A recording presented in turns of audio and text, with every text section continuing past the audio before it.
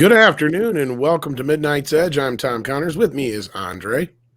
Greetings, everyone, and thanks for joining us for this very special and very somber news report. That's right. And joining us are our Disney experts, Miss Reina Creole, one of our toxic femininity troupe. How you doing? I'm doing quite well, Tom. Quite well. Glad to be on the panel here today. Glad to have you. And we also have one of our other Disney experts, Mr. Culture Casino. How you doing? I'm doing wonderful. Thank you for having me. I wish I could say I was excited to talk about the subject. Yeah. As some of you may have known, there was a investor call today. Is that what it's called? Yeah. Annual stockholders meeting. Mm-hmm. Okay. Yes. Yeah. Mm-hmm. And in this, Bob Chapek was asked some pretty pressing questions. And I know you guys listened to it, and I heard a few clips of it. But yeah, he was asked directly about the firing of Gina Carano and Kathleen Kennedy, and we'll get into this whole thing. But Andre, set us up here. What do you see is going on? Well, just to sort of set the stage for exactly what this is, it's an investor meeting, an investor call of sorts that Disney holds on a fairly regular basis. And this is where actual shareholders, so not like the huge guys, well, them too, but also the smaller investors, the ones that Disney really don't like to have to deal with, but they still have to because they own stock in the company, therefore part of the company, where they get their say. That's what this is. So here, then, Bob Chapek is fielding off answers from the smaller investors, and some of them may ask questions that he really would rather they did not ask. And Reina, you listened in on all of this. So, and you are also a Disney shareholder, are you not? Yes, I have. I've been a shareholder for about 15 years or so. Bought my shares not too long after Marvel was purchased by Disney. And Culture, if I'm not mistaken, you are as well, right? Yep, me and my family. Yes, yeah, absolutely. For a very long time. Very, very long time. Absolutely. So, Reina, as a shareholder, take us through this event, which I'm sure that you followed with interest. Yes, I did. Usually this event is held in person. And as a stockholder, you can go and attend the meeting in person. But if you cannot, it is always, the audio is always recorded and uploaded to Disney's investor relations website, not Disney.com, the Walt Disney Company. So usually at these events, again, this year was different because it was virtual. And they usually go over the business in the beginning of the call. You know, they want people's votes on the executive board and who they want to, who they recommend that you vote stay. And I always vote against the recommendations that the corporation makes. But there's also an opportunity for stockholder proposals to get onto the slate of business to be voted on. Some stockholders kind of band together and they'll prepare a statement. The issue will get put on the agenda. Last year, one resolution to force Disney to reveal their lobbying activities was voted down. It was brought up again this year, and again this year, it was voted down.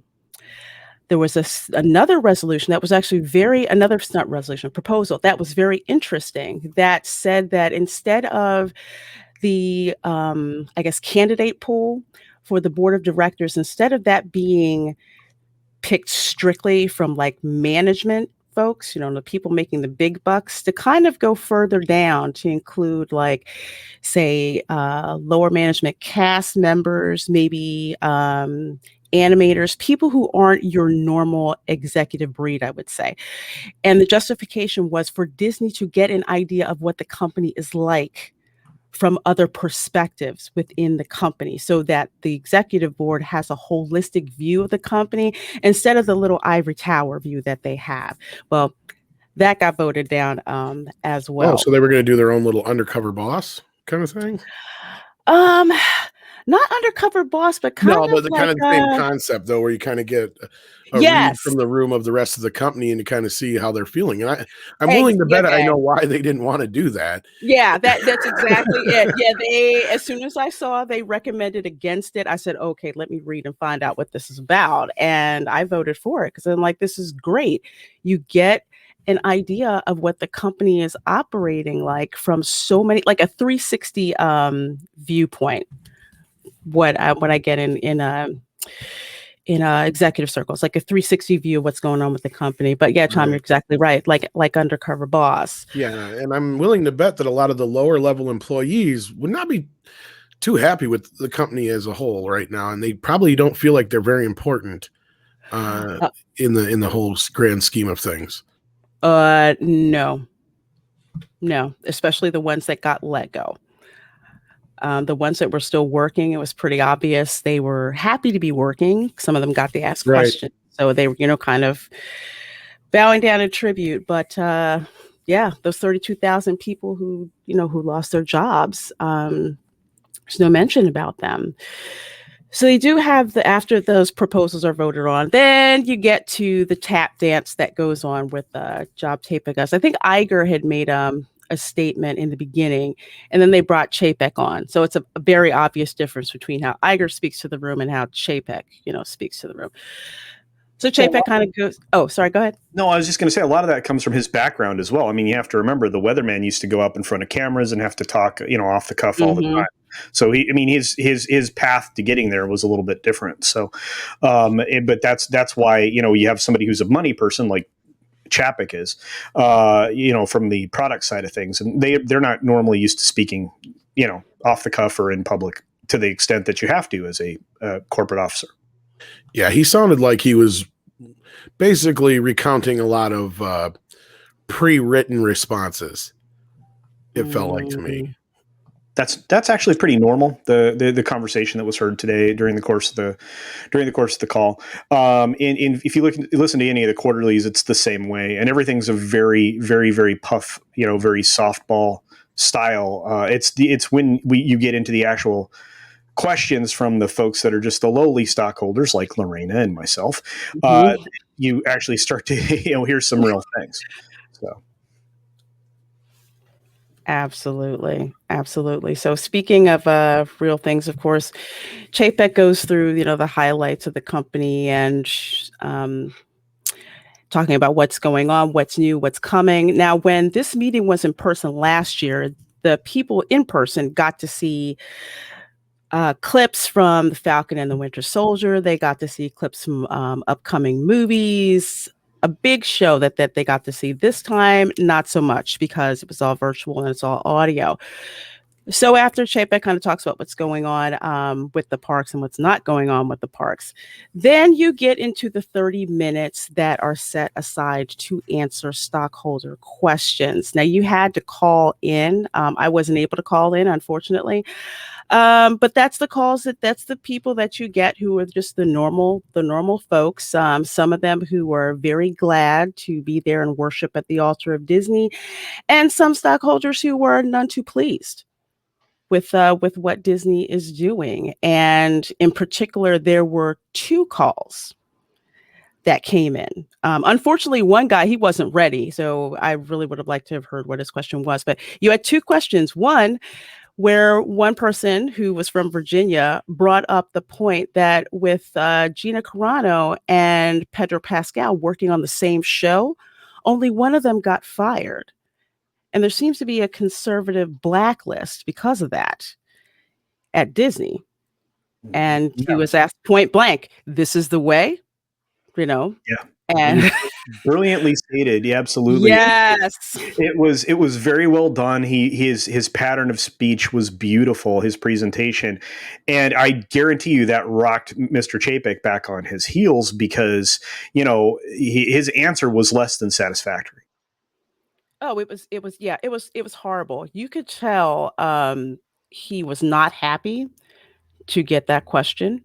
He was none too pleased to have to answer that. And he almost seemed indignant that he had to answer that question, which he didn't answer, but Well- gave, the whole thing, we should basically all hold hands, kumbaya, and all this stuff. And it's just, no, it didn't. That's where I felt like he was kind of doing the pre-recorded answer, but then it didn't quite fit the question. You know what I mean? Like, Oh, yeah. It kind of felt like he was just kind of stating a statement that he was told to say. If you're asked about this, this is what you say. And he's stumbling around it because it's like he knows he's not really answering the question. At least that was my perception of this. What did you guys think? You're 100% right on the money. He wasn't prepared to answer it the way the question was asked, exactly as you said. And the answer was like, oh, well, we see ourselves as a family company with family values, which if they were in person, you would have heard some people in the audience laugh at. Yeah. In person, because, there were some significant, like, audible responses in the meeting, the previous meeting, which was held in North Carolina, if I remember correctly.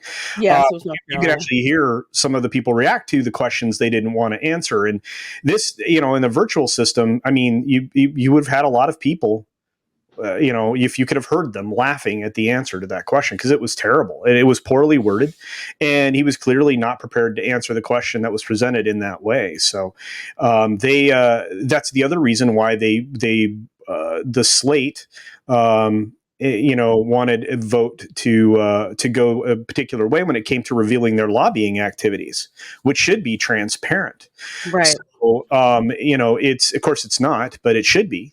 And that would have actually just put, on blast exactly what the company's, policies and political ambitions when it comes to, things like that. So anyway, sorry, I didn't mean to take over. No, you're fine. And basically my interpretation of it, and correct me if I'm wrong, Andre and Script and Reina and Culture, any of you chime in, and welcome, Script. Hey, Script. It is basically, we're not hypocrites, to the question of why are you acting like hypocrites?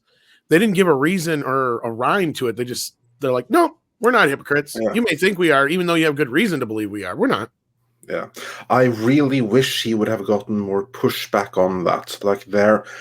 I thought it was really weak of the other investors that were asking that none came forward and say, wait, you didn't answer this.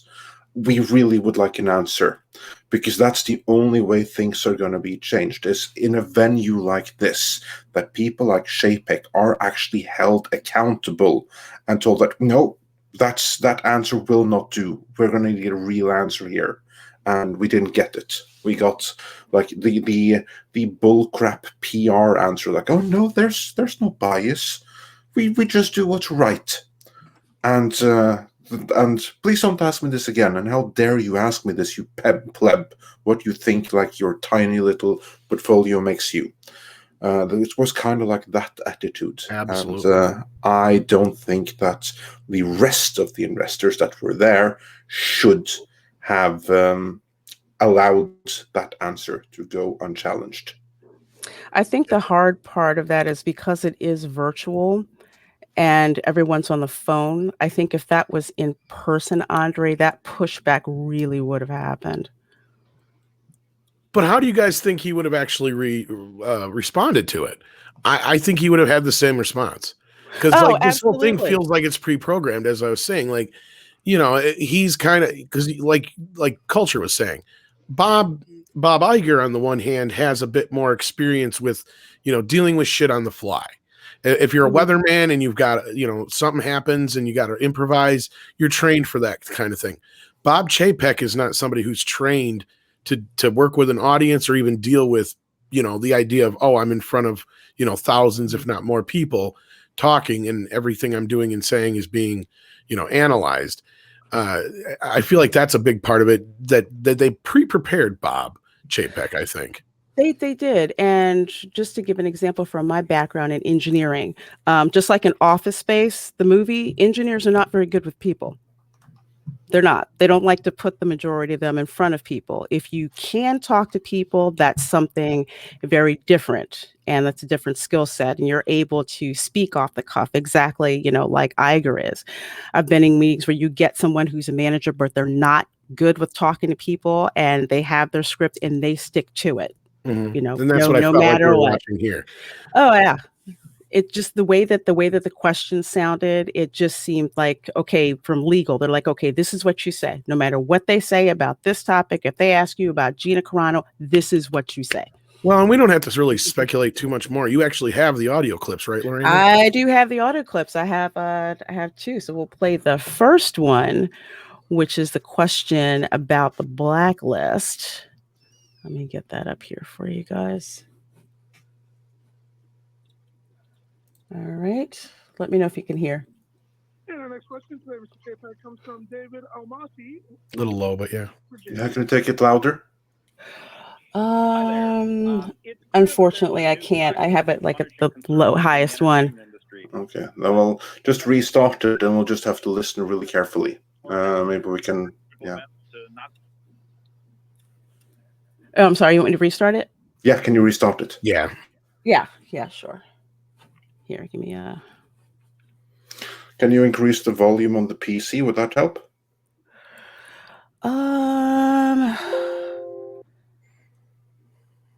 Let me see.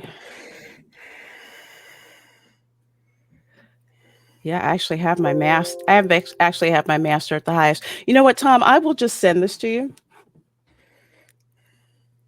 Maybe that'll work out better. Yeah, go ahead and send it to me. I'll do it here on this end. If not, I can maybe even boost the audio. Yeah, because I don't think my PC's not active. All right. So while we're waiting for that, though, Script Doctor, have you had a chance to listen to any of this? Of the investors call? No, I'm not an investor to Disney, and all those secrets will be coming out eventually, so I don't waste my time on that at the moment. All right. So you haven't even got to listen or read any of the stuff that's going on yet? No, I've been working all day, doing coverage and some revisions for other subscripts. So I've been in the dark on this, but I'm very curious to see what sort of spin they're going to pull for this quarter. All right. Well, as I get the audio in here, I can boost up the audio, and we'll get to that shortly. The other bit, though, was they were asked about Gina Carano, and that's something we have in the article that we had up here just a bit ago, Andre, that I think you wanted to touch on as well. He was also asked about the firing of Gina Carano, and we also have Rob with us. Hello. Deadline reported on this. The headline is Disney CEO Bob Chapek asked about Gina Carano firing, says he doesn't see a company as left-leaning or right-leaning. And this is kind of what we were just talking about here, where there's clearly a bias, but he's just ignoring it. Is that really kind of what we're getting here, Andre? Yes, absolutely. Like, this is the political "don't bother me with asking these questions" answer. There is, of course, an answer that is the right answer or the correct answer, but it's also a very, very uncomfortable answer. So he flat out lied to the investors. Is my reading of his answer. What I also saw and noticed about this thing was it was a complete missed opportunity for Disney to deny that they ever had fired her, and they didn't take that opportunity. Of course not. No, and again, it goes to show how yellow they are or cowards they are by using the hidden source in an article to announce this crap, but yet they have not even remotely really addressed it as a whole, as a company. That part bothers me. I've always, I shouldn't say that. In the last several years, I've found them to be quite cowardly and craven, especially, and more of it's been revealed in the last year. And again, I mean, the minute they pivoted to Chapek, I knew the company was in for some trouble, because this is, again, this person reminded me of Paul Pressler, who was absolutely, not good for the company. Let me put it in those terms. No. And they would have been better off if they'd kept Staggs, although I'm not sure he would have been, much better than the mealy mouth they put in place. But I have a real problem with that style of leadership, especially somebody who doesn't quite understand things. And as Lorena was mentioning, and because I'm going to talk a little bit about the fact that at the theme park level, at least, if you were an executive in the theme park level, you were committed to spending time out in the parks. It used to be, 1 day a week, and then it got cut back, as time went on with the company. But it was a practice that was put in place at Disneyland so people could see in real time, the same thing that the employees got to see. So you'd often see, the suits is what they were referred to as, walking around picking up trash and litter and stuff like that, or answering questions for guests, and essentially just being a regular cast member, on essentially the floor, right? But as time has gone on, that practice seems to have almost entirely disappeared. While I'm to understand it still occurs, it's nothing like what it used to be. So these people are fairly isolated in each division. Each division used to have their own version of that, and it's an odd place to be in right now. If you're a shareholder, and the most visible thing for the Disney company, other than obviously the blockbuster films, has been the theme park division and the cruise lines, and to have those things completely disappear and the reverence of those things be completely removed. It's a problem. I mean, the Disney difference has evaporated, and that's there's a lot to be said for some of the questions that have been happening in the annual meetings for the last 4 or 5 years. Anyway, sorry I went on a bit too long, but no, you're fine. I'm trying to get this thing to come up here, so you're helping me out quite a bit. Now, just to add on to what Culture is saying, he's absolutely right. At Disney World, there you would see executive level people, like mid-level to executive level, they would be out in the parks, picking up trash. They say that everyone's, custodian at Disney, talking to cast members, asking them questions. I would say within the past year that I've been there, I don't see that. I don't see that anymore. And I had a little bit of hope about changes for Disney World because Josh D'Amaro, who used to be the president out of Disneyland, who would be out there walking around, they have him now at Disney World. Yes. Well, so it's hoping. Yeah, sorry, actually, yeah, actually, you did that the wrong way. He went from Disney World to Disneyland. He's now the. Oh, he did. Yeah, he's the main executive, and I didn't know he'd been at Disney World before. Well, I'm pretty sure that's the direction of that transfer. But regardless, he was everybody's best hope for operations at Disney World, right? So it's just that's what we were hoping for, right? Is the same kind of operational skills, but it doesn't really matter. You're 100% right. I mean, and they're letting go. There are executives, and especially parks level, higher level parks executives that are leaving the company right now. But that's happening across the entire scope for Disney. If you've paid attention, I mean, they're losing executive level folks to other companies and even to some startups. I mean, that's happening, and you have people that have gone on from being, pretty high up in Imagineering to going to work with Katzenberg. I mean, there's a lot of stuff going on. Mm-hmm. So it is what it is. That makes me wonder how many of those people do that because they know they don't have a future at Disney. I would imagine quite a few. I think you're right, Andre. I think you're going to see that. I think you're going to see more and more of it because the people who are being, shown the door are ones that don't fit in with whatever's going to be the right message to send, because it's no longer about, again, merit, which is the discussion we have about everything, it seems, and it's about what optics are, and you can't run a company with by optics. That's not a model for success. Indeed. Tom, did you get the audio working? No, because Windows Explorer sucks ass. I sent it to you guys. I don't know. Okay, now it's finally opening. Here we go. Oh. I've got 20 fucking windows opening now because I've been trying to open it for last 20 minutes. Okay, now that I've got it here, let me bring it up on the StreamYard. Sorry about that. That's okay. So there's two clips. So the first clip is the guy from Virginia who asked about the firing of Gina Carano. And then there's a second clip of the guy who from Texas, God bless Texas, who flat out asked if they were going to fire Kathleen Kennedy. All right. So I had to send this through a compressor to get the audio up, but now I think we could hear it. So here we go. And our next question today, Mr. Chapek, comes from David Almasi from Alexandria, Virginia. Please go ahead. Hi there. It's clear that there's a new blacklist punishing conservatives in the entertainment industry. Disney Plus actors Pedro Pascal and Gina Carano tweeted similar analogies of current political events to Nazi Germany. Yet only Carano, who is considered a conservative, was fired from The Mandalorian. Regarding Disney and a blacklist, this is the way?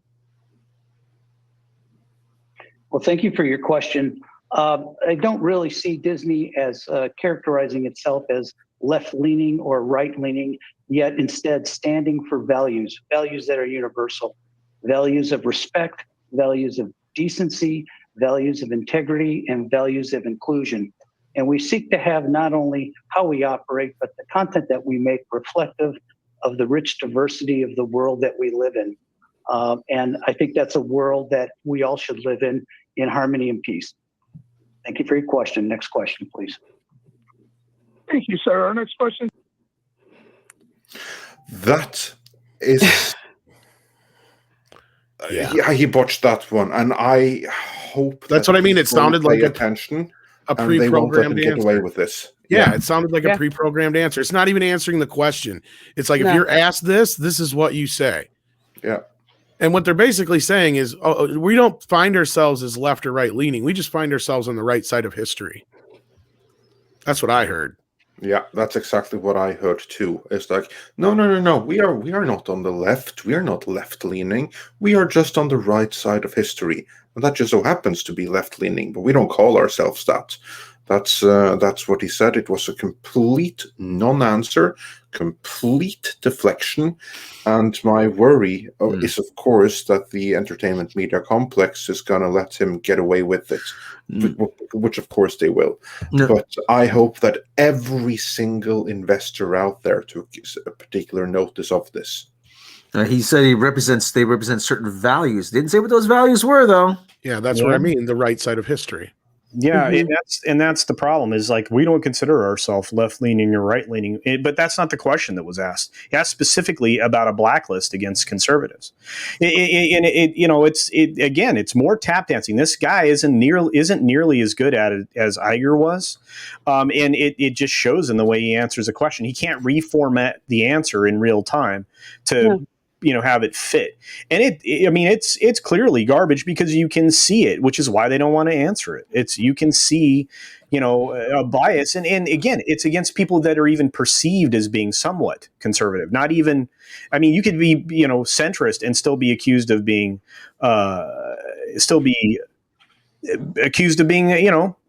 conservative or, other things associated with 1940s Germany. But it's just, it's frustrating. And again, this was when Reina and I are shooting messages back and forth at each other. Because as soon as he said that, I just started yelling, "You freaking hypocrite." It's like, how stupid do you really think that we are? That with everything that we've seen out there, and I believe you guys have seen the article about the poll that was done by a very prominent polling firm.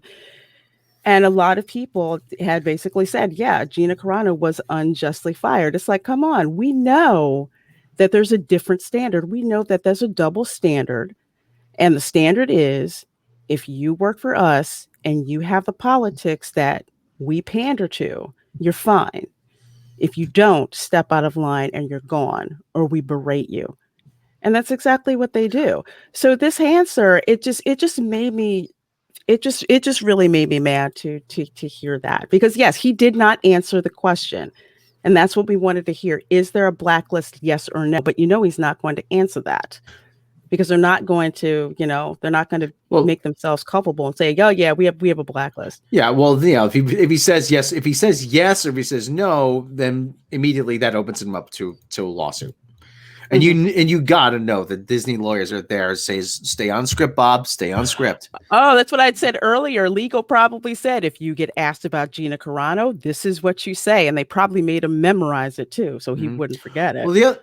But the other thing too, we have certain values. I'm like, really, Bob? take a look at the stuff that you been doing recently in regards to, supporting for certain things in China, expressing certain, like, really, those are the kind of values you have.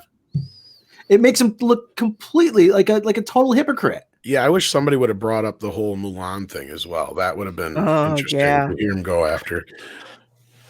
Yeah, But I you have to say, very weak of the investors in general to not ask any kind of questions like this and to let them get away with what was said here.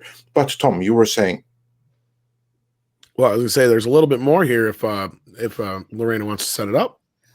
Yes. So the second poignant question or actual question that was asked was by George in Texas from San Antonio, who flat out asked, you guys planning on firing Kathleen Kennedy or what? I mean, I'm paraphrasing, but that was pretty much it. He just came out and said that. And Bob's answer was very telling about Kathleen Kennedy's future at Lucasfilm. Thank you for your question. Next question, please. Thank you, sir. Our next question today comes from George Gazelle out of San Antonio, Texas. Please go. Greetings and salutations. Are you guys looking at firing Kathleen Kennedy or asking her to resign and promote somebody like Filoni or Favreau or both as a co-counsel? Thank you for your question, George. We've been absolutely thrilled that we can have the kind of creative talent in our company, the likes of Kathy Kennedy to run Lucas. And we look forward to having Kathy directing the activities of the entire Lucasfilm organization for many years to come. Thank you for your question. Next question, please. Oh my God.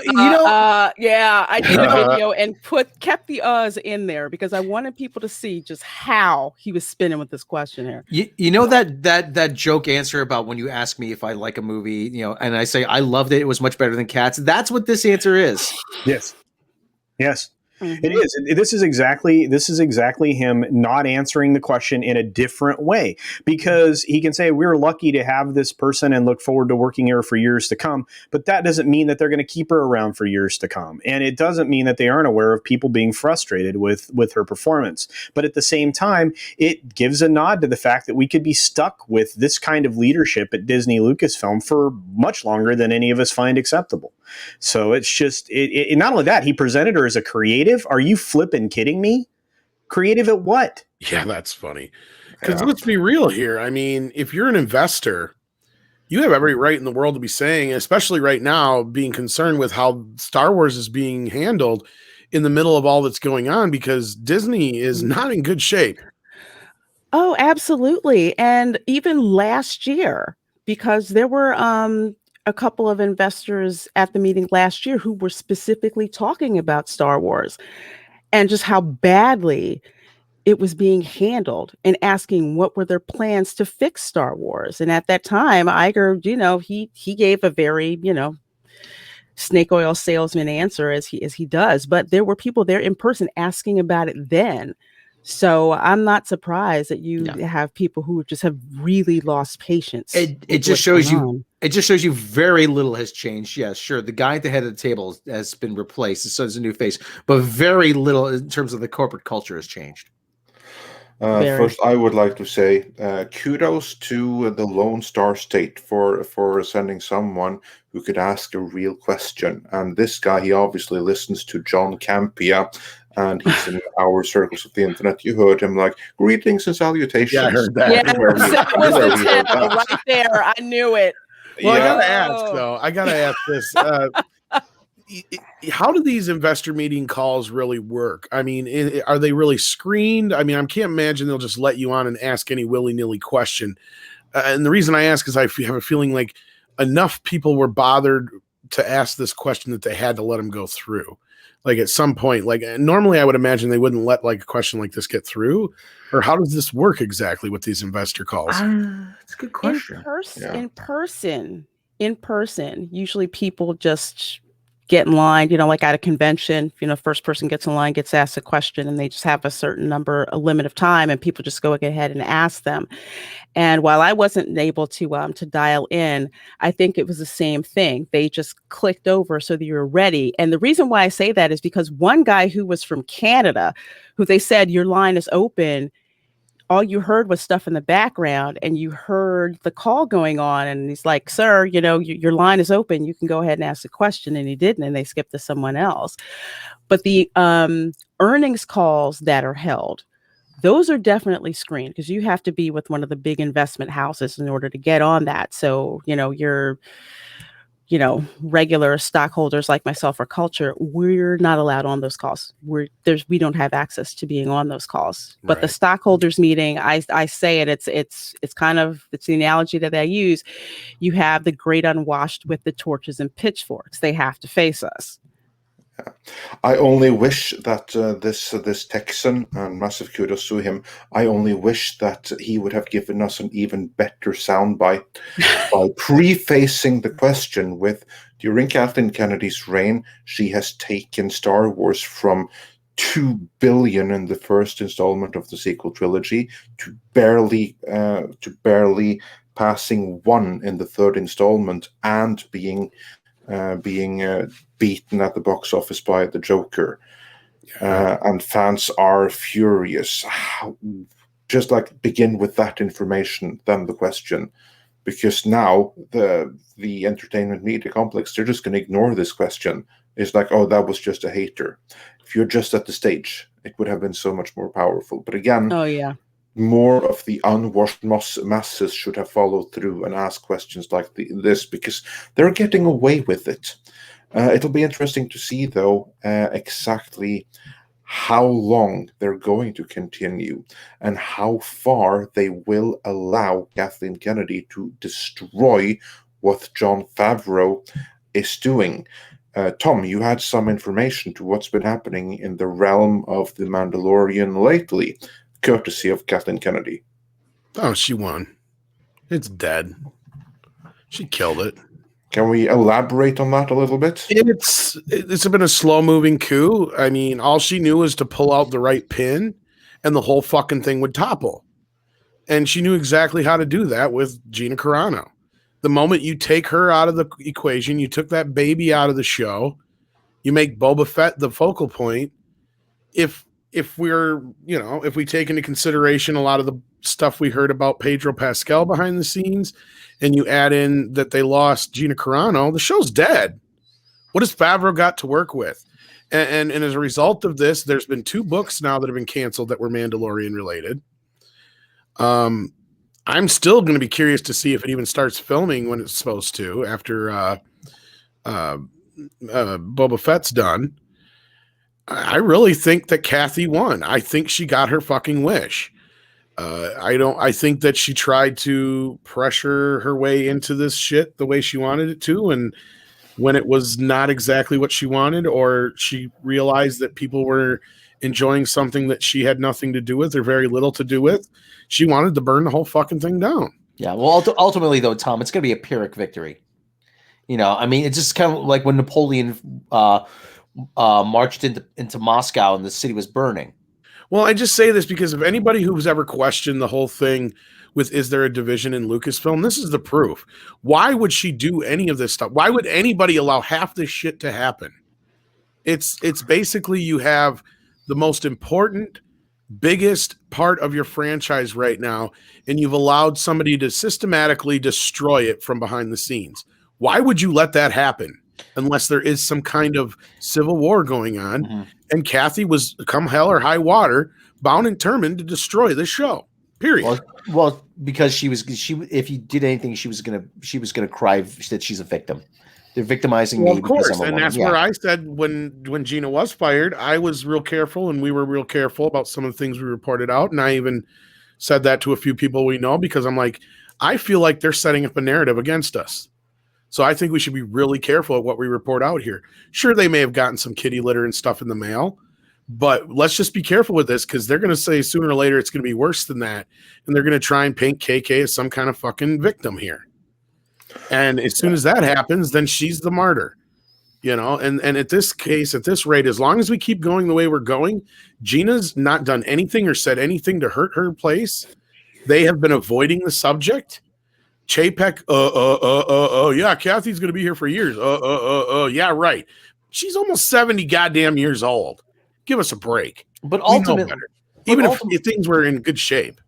But ultimately, Tom, though, Tom and Andre, you're the money guy.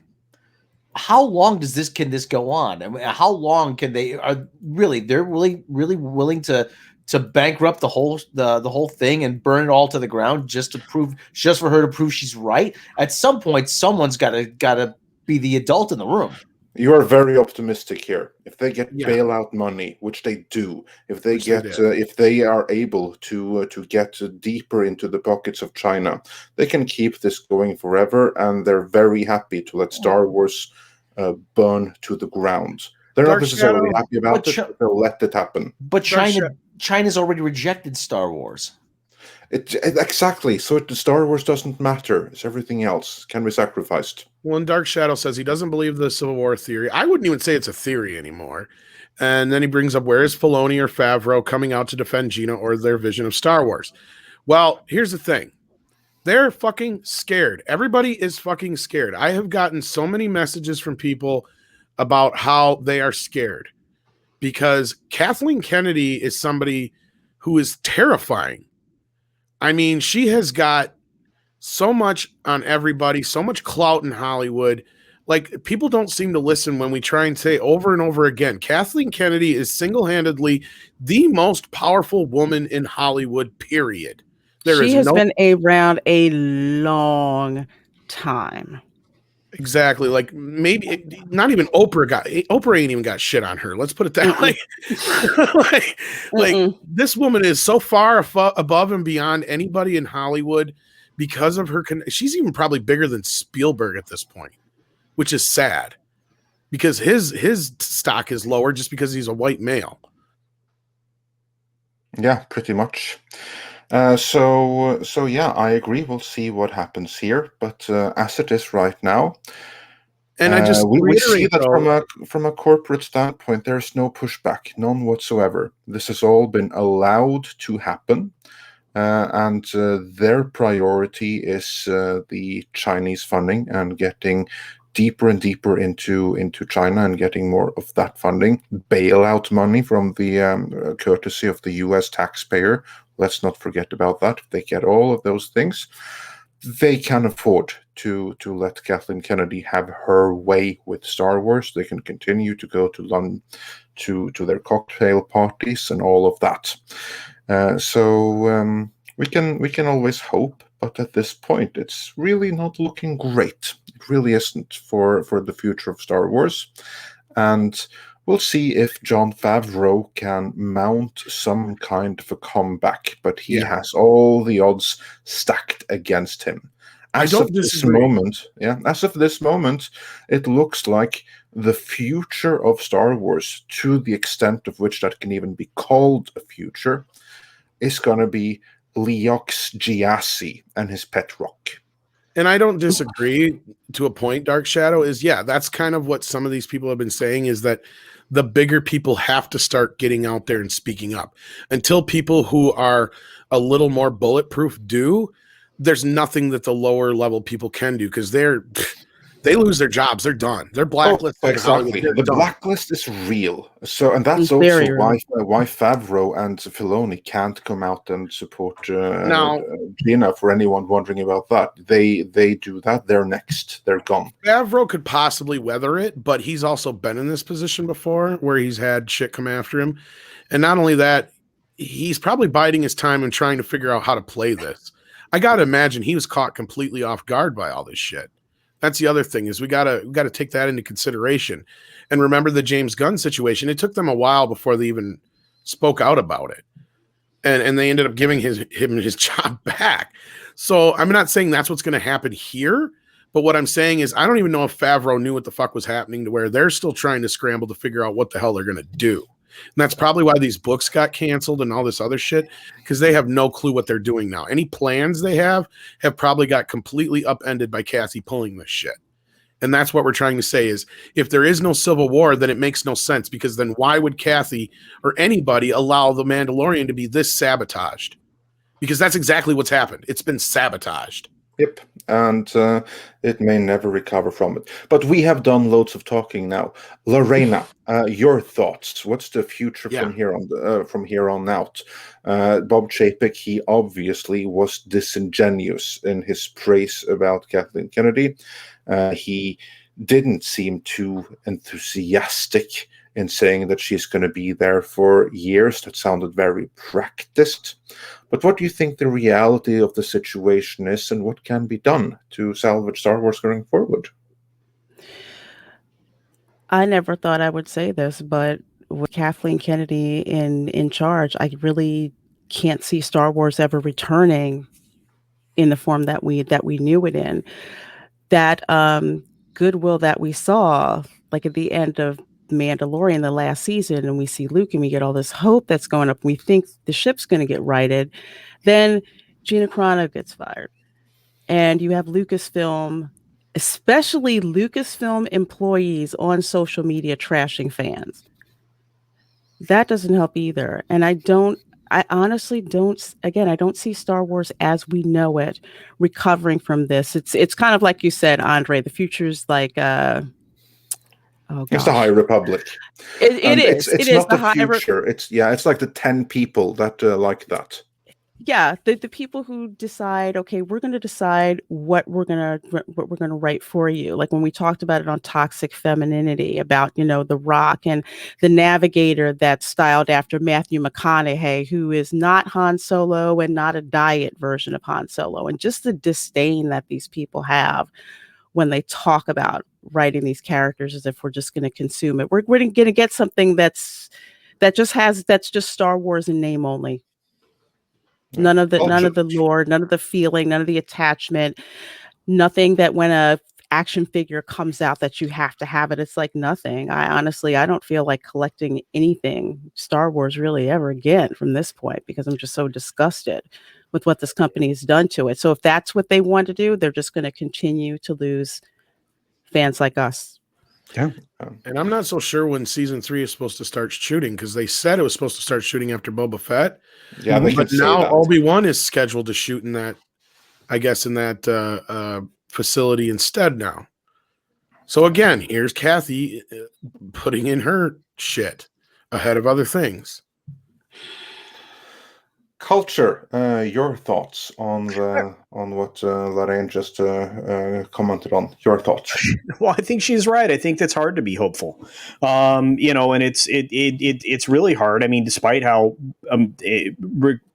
unbelievably the stock has been performing, it's over in a way that I appreciate and I'm very, I'm excited for, but it doesn't deserve to be.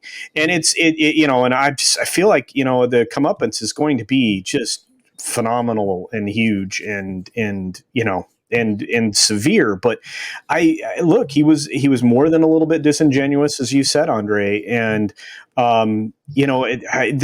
everyday people are noticing this stuff now. It's not just us. It's not. The term "the normies" gets thrown around a lot, but dang, how can you miss out on some of this stuff? And it was an opportunity missed not to follow up on that question, or at least frame it as you suggested, Andre. I think that would have been far better. But at the same time, I don't have positive thoughts when it comes to Star Wars any longer. That is water well under the bridge at this point. I don't think even, as has been suggested, bringing Gina Carano back is even something that could, dissuade me from my position at the moment. And I can tell you that I guess I shouldn't have been surprised by Chapek's answer when it came to Kathleen Kennedy specifically, because he just buttered her up and the entire, loaf of bread about her just a couple of days ago. If you guys remember, in the Morgan Stanley technology call. Yeah. He was very glowing in that call. And, again, if you pay attention to the finance stuff, oftentimes you get to hear things you wouldn't hear other places. And man, that was far too glowing for somebody who is essentially eliminated just so much fandom for this entity that you brought on with such promise. The franchise, I think many of us would describe it as the number one, the Godzilla of them all. And man, it's been hard. It's been hard to watch, and I have no hope for Star Wars. I think I've been saying Star Wars is dead now for many months. So, and this is clearly just another sign. Yeah. Script Doctor, your thoughts before we get to the super chats. Well, I mean, this is just office politics within Hollywood, really. I would say that, as I mentioned before guys like Favreau and Filoni, it's an endurance game. Who can you last longer than? And I think, given Kathleen Kennedy's age and the fact that, she's probably got a good 10 years left before she's not able to do this job anymore. Favreau is going to have to play the waiting game, and a lot of people that are within Disney that don't like the current direction are going to have to do that as well. Play by the rules, so to speak, and just wait everything out until the people that are making all the silly and dumb decisions that are ruining the franchise and the brand retire or die.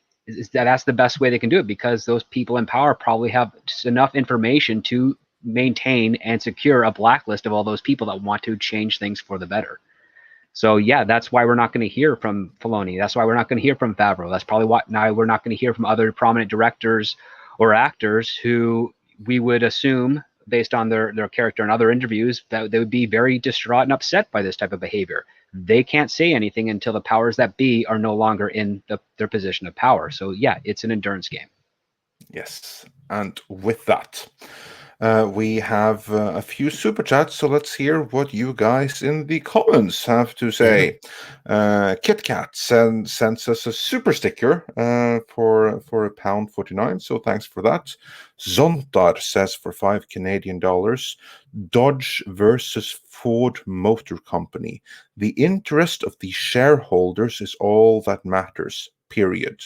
Bob just admitted to breaking the law. Fat Steven Seagal says for $2 Canadian, I quote Bob, many years to come, Maybe that was like supposed to be some Beavis and Butthead sound. No, she'll be here for many years to come. That stuttering going on, yeah. Exactly, there we go. And MJ1 Media says for $2, I'm Charlie Brown. KK is Lucy with football. No, again. Yeah, there you go. Sister Harrow says, give us a fucking rock, so. Yeah, well, there was that. Sister Harrow says for $5 Australian, no CEO will announce anything or make comment at a shareholder meeting unless it's planned. Very true. And Sister Harrow also sent us another $5 Australian super sticker, so thanks for that. Harsner says for €10. Okay, let me drop the ball once in my job, and I get a chance to repair the damage. But Kennedy dropped it, didn't repair anything, blamed the fans, then went into hiding. Anything I missed?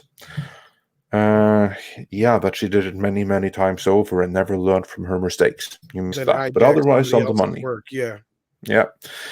Stephen Otten says for $5, greetings, Midnight's Edge, and everyone in the chat. Hope everyone is well.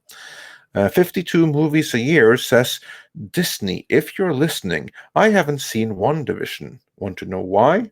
Because Kathleen Kennedy still works at Lucasfilm, and I'm extremely petty. Yeah, there you go. I think that's a very, very good reason right there. And then Infinity Back Loop says for 15 Norwegian krona, André, en delfinansiering av en pils på bryggen når det åpner igjen til sommeren. Tom, Reina, Creole, have you seen Snowpiercer?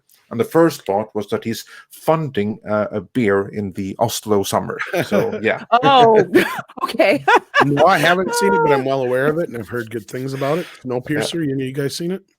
I haven't seen it. I've heard David Diggs is in that, correct? I think he is.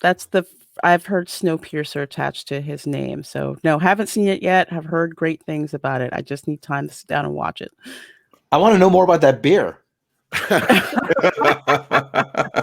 Of I thought you were going to say like, was that like a worship of a Cthulhu or something? Because that's what I usually hear. But yeah, well, when the world reopens, it's going to be Norwegian beer and hard liquor all around. Next time I go to the States. Oh, now you're talking.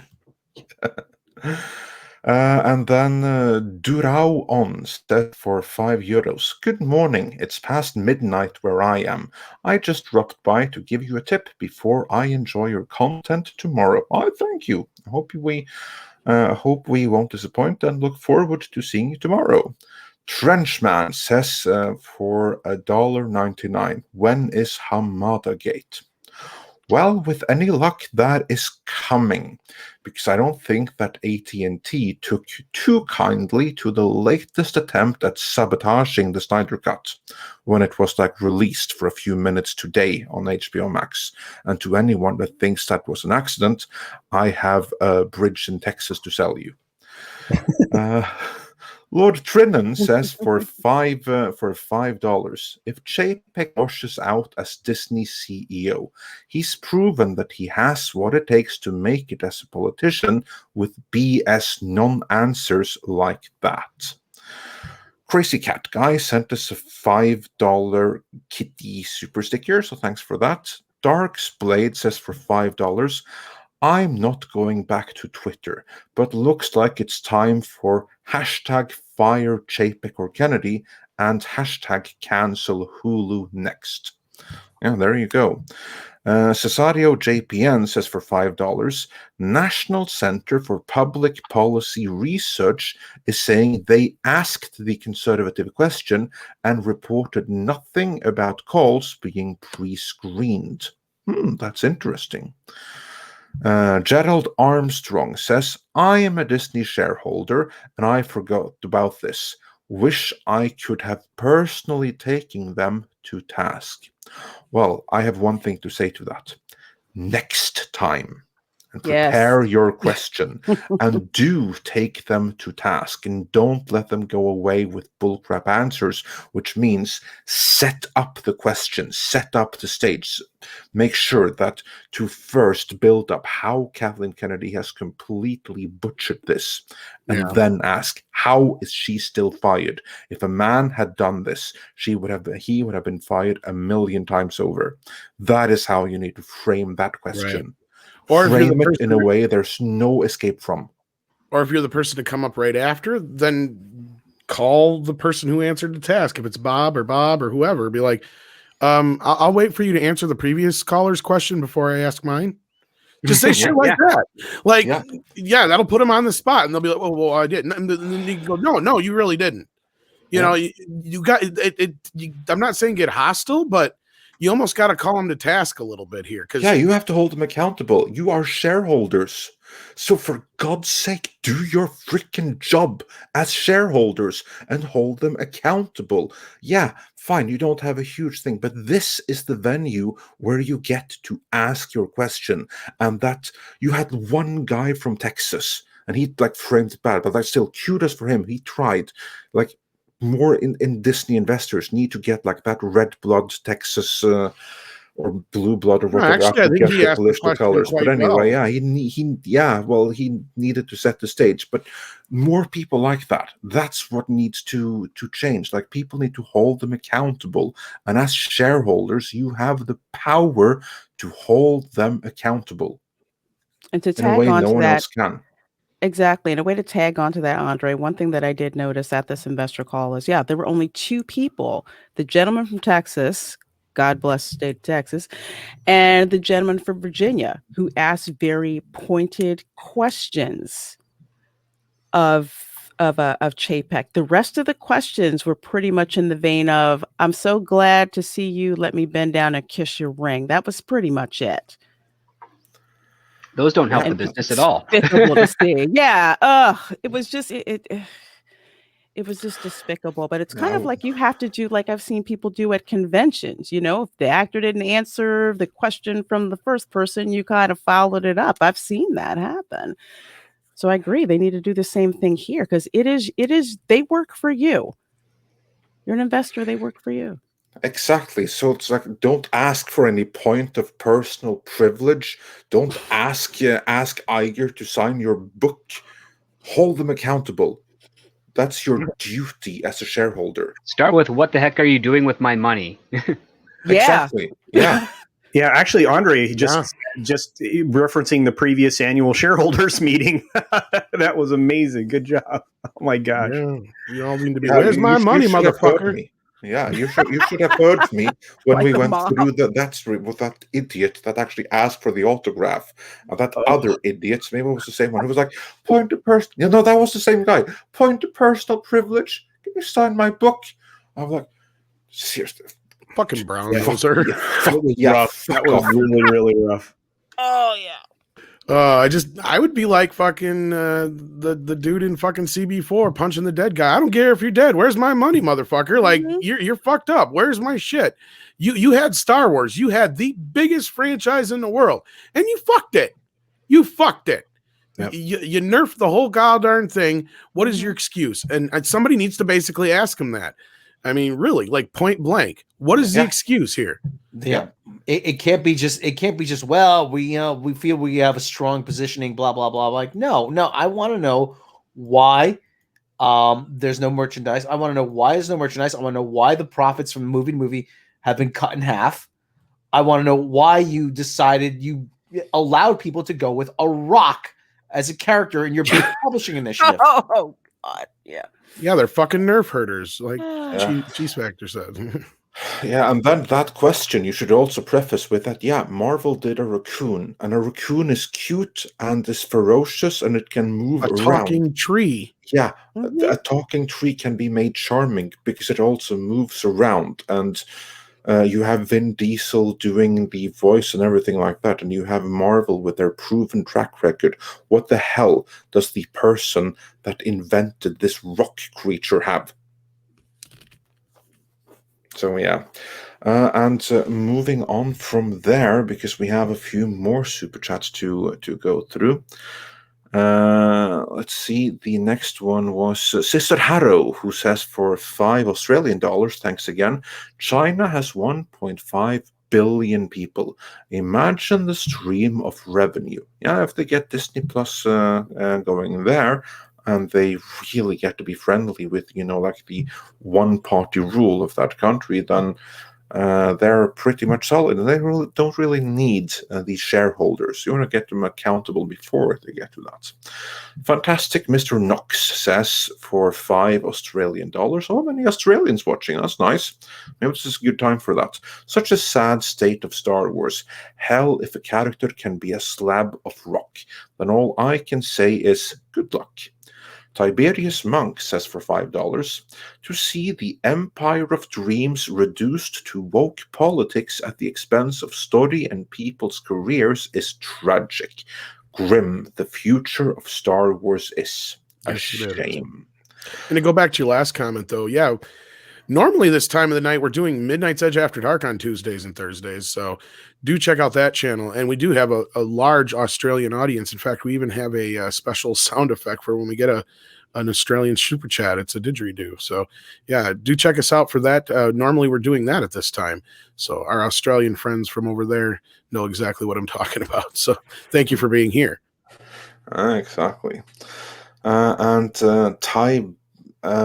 Captain Hare says for $5, so glad I didn't bother with The Mandalorian. All I could do when hearing the praise was remember a quote from Mad Max Fury Road. Hope is a mistake. John Miller says for $5, I knew Star Wars was going to start failing when the expanded universe was scrapped. They killed the love for an ideological dogma. Yeah. And one thing about the expanded universe is that's where I'm not so sure that Filoni's in this for any other reason to try and get a lot of his stuff back. Because I try to remind people that, when they decided to get rid of the extended universe, they killed a lot of stuff that he fostered. He was George Lucas's sidekick for many, many years. So I'm not so sure if his duty on this has anything more to do with than he just wants to get people like Ahsoka back in the mix and a lot of his characters back in the mix. So I'm not so sure about his motivations all the time either. Apollo 536 says for $10, I have long believed that Kathleen knows where a few deceased women of ill repute are buried, hence why no one would dare even attempt to dethrone her. You are onto something, and I shall leave it at that. Mutahead says for $5 Canadian, Kathleen Kennedy, the farce is female. Novo Branek says for, maybe it's Novo Branech or Novo Bran, anyway, for 100 Russian rubles. Well, it seems it's time to open a new Galaxy's Edge park in Dallas. Shark Dentures says for $10, thank you so much. My sexist take. Women shouldn't be in charge. This is Shark Dentures. Men will promote the best, even knowing they'll come for their job one day. Still Shark Dentures. While women, like KK, won't even promote competent women as her job security. Shark Dentures, but I stand behind that one. So, yeah. So good luck making a well, that's sound bite out something, of that. not to drag this up, but like that's something we pointed out many, many, many times is she claims to be behind this movement and she's been the one in power all this time. Yet why hasn't she hired any female directors? The only ones that have gotten hired to this point have been Bryce Dallas Howard for The Mandalorian and what's her face, the one who's going to be overseeing Obi-Wan. Margaret Cho. Margaret Cho. Deborah Chow, sorry. Yeah. For Deborah Chow, yeah. Because so those are the only two real female directors she's had involved in this stuff. She could have put a female director in charge. She could have had, they finally have Patty Jenkins coming in, but she could have directed one of the earlier films. Yeah. I blame KK for this shit just as much because she doesn't even stand by her own morals or laurels or whatever you want to call it. Well, she wants to be superior to the men around her. That's exactly. That's the other problem she has. I will just repeat what I have heard from many of my female colleagues in the world of banking. And so these are not my words, but what they repeatedly say, that the biggest threat to a woman advancing in her career isn't a man, but the incumbent woman who's already higher up. Yep. I would agree with that wholeheartedly. Yeah. But other women are a threat. Yeah. And as Laura 44 points out here, she likes to be the only woman in the room. Yeah, that goes along with what Rob's saying. She likes to be in control of other men. And another woman comes off as a threat. And women, but another woman also comes off as a threat unless you're somebody like Leslie Headland. Yeah. Case in point, Gina Carano. She was a threat and she had to be destroyed because she was everything that Kathleen Kennedy claims to fight for and to favor. But in reality, unless you agree and you will submit to the will of Queen Kathy, then out you go. And then Elron B says for $5 Australian, is Leox Giassi an anagram for Leo X is gay, Pope Leo X? Yes, that is exactly right. That is such a convincing argument that there's no way that's a coincidence. Just simply no way. Our buddies over at Echo Base Network originally brought that to our attention, and Coach, I believe, who happens to also be a history teacher, pointed that out initially, and not only that, pointed out the type of person that Leo X was, or Leo the 10th was, and not the type of person they should really be emulating in their Star Wars, I guess. I do not trust that I don't think that these people are too well read on their history. Not likely. Yeah. Overlord Jess says for $5, the Rock on Galaxy Quest had more lively action than Geode. Yeah, that Rock ruled. But again, that was Galaxy Quest. That was like talented filmmakers. 32 Flavors of Nick Weiser says for $5, I don't believe the ones working on this franchise care about losing money as long as they go down pushing their message they want us to accept. And you are exactly right. There's nothing better than being in an ideologue on other people's dime, which is indeed what we are seeing. And then we have Mr. Tickle Trunk, who sent us a little doggy super sticker, so thanks for that. And Stephen Otten says for $5, in my eyes, Disney cannot recover from this.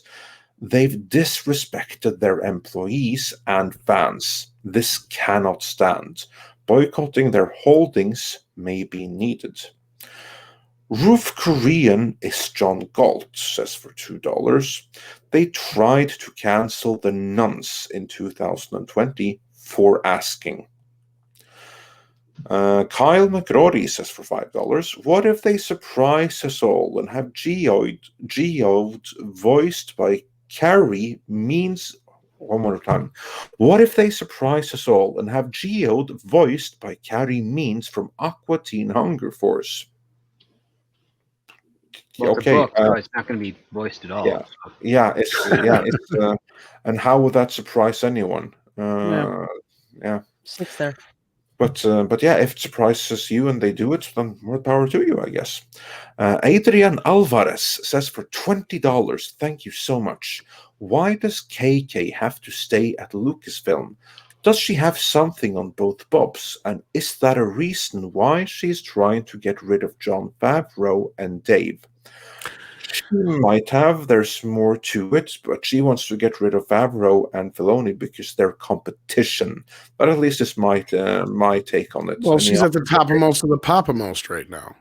Yeah. I mean, she's in charge of the biggest franchise at the biggest studio in Hollywood. I mean, she's right in a position where she wants to be for someone who's basically power hungry, mad as she probably is. Lorena? Yeah. She wants to be the top person. She worked all this time to get where she is. She's gonna make damn well sure she stays there. Yeah, I mean, I remember seeing her name in the credits for movies when I was like a kid. So I'm thinking, in order to survive as long as she has in Hollywood, yeah, she just wants it to be her and only her. Yeah.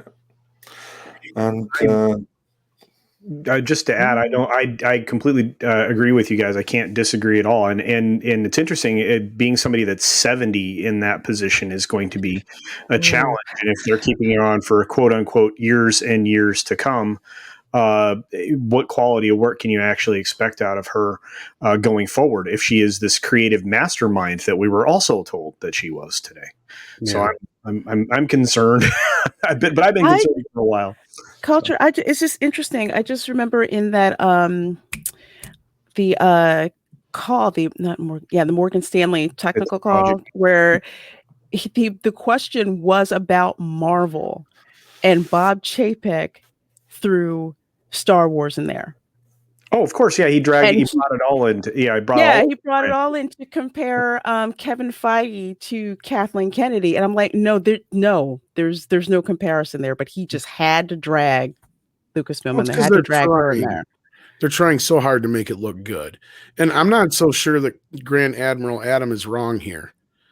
I'm starting to think there's a rat in the quote unquote Favreau camp, and if my money's on anybody, it's fucking Filoni. And again, because I'm not so sure his motivations have anything more to do with other than, him getting a lot of his stuff back on track. Because Ahsoka's his baby.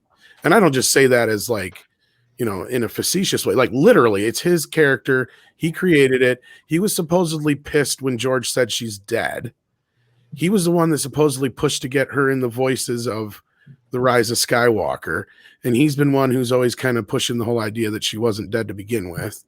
And all this crap. There's times where I'm starting to wonder, because he's really one of those where, I don't know, he seems to be like a little weasel. I don't know. That's just he's a Rian Johnson adjacent in my books. I don't like his writing. That's what I'm saying. He does not strike me as one who would be behind Favreau in this. Like he would be one who would be all for getting rid of Gina. That's what I'm trying to say. And I'm not trying. If I'm wrong, cool. But I don't know. I'm starting to wonder about that little shit. That's conjecture, but who knows? It is, but it is. At the same time, when these things happen, there's always somebody you least expect or not so sure about at first, you know.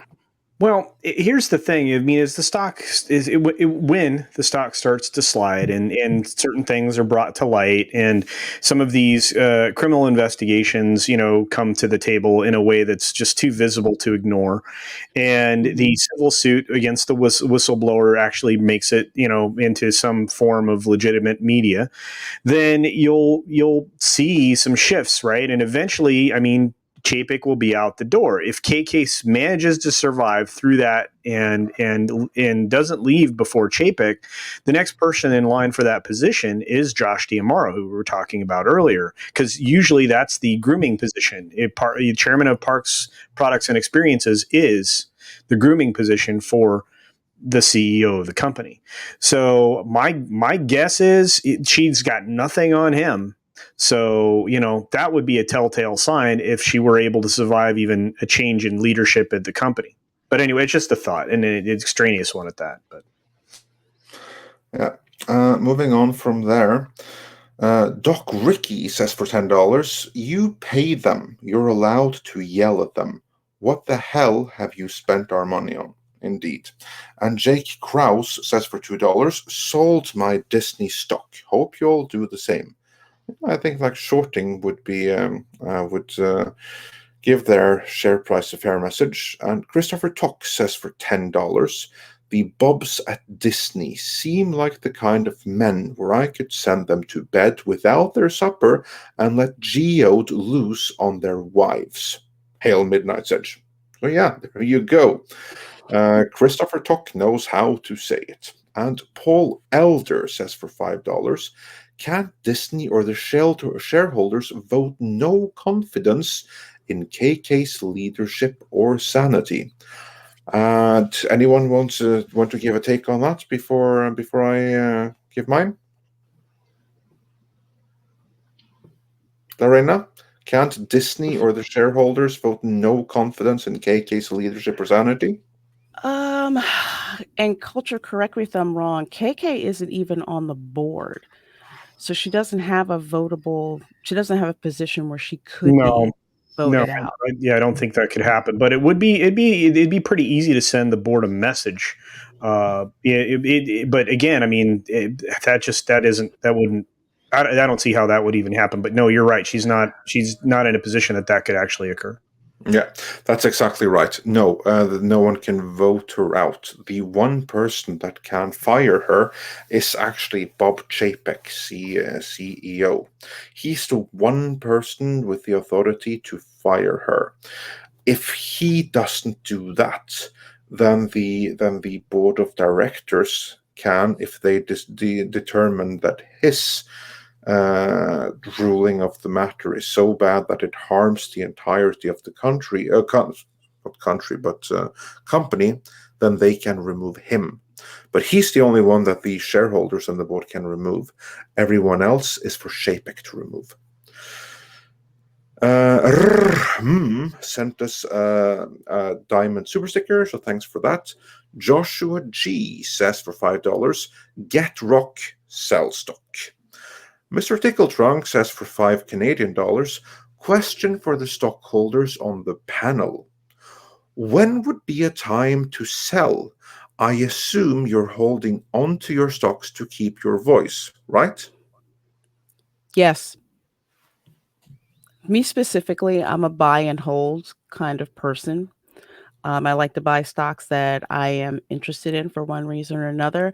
If I sell my stock, granted, I could make a killing on it compared to how much I paid for it 15 years ago. But I sell it and I lose my voice. I lose my opportunity to get in front of the CEO and call him to task for how badly or even how well they're running the company. I'm not willing to give up my voice in that manner. Yeah, I don't think I'd part with the stock now. I mean, I'll be looking at it every day like I do, but I don't think, like I said, I agree with Lorena. Just even my tiny little sliver of a voice, again, death by 1,000 paper cuts or whatever is kind of my hope. But I'm on the same train of thought that Lorena is. Indeed. And then Schwarzage says for $5, Disney is $70 billion in debt. How can they afford Kennedy sabotaging their streaming platform's flagship now?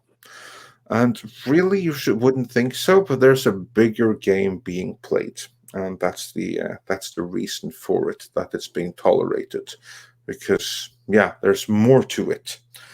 Disney shareholders, your thoughts on that? Question was, how can Disney afford Kennedy sabotaging Disney Plus when they're $70 billion in debt?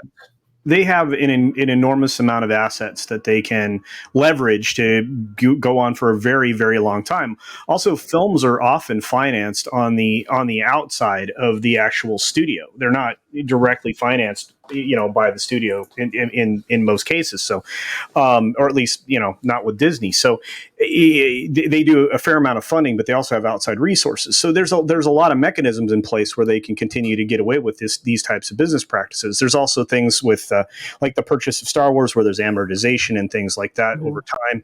So there's a lot of different factors at play. But again, I mean, Disney's in no way the worst off as far as the amount of debt that they're in. I mean, other media conglomerates have far more, which would include AT&T. Indeed. Lorena, anything to add to that? No, Culture's actually the expert on that portion. Yeah. All right. And then Motta Head says for $2 Canadian, KK is a toxic zombie. And Just Nova says for $4.99, I think KK imagines herself like Laura Linney's character in Congo, directed by her husband, and is threatened by anyone who is the real deal. Yeah, certainly looks like it. Skits 3D says for $2, it's time for her to retire.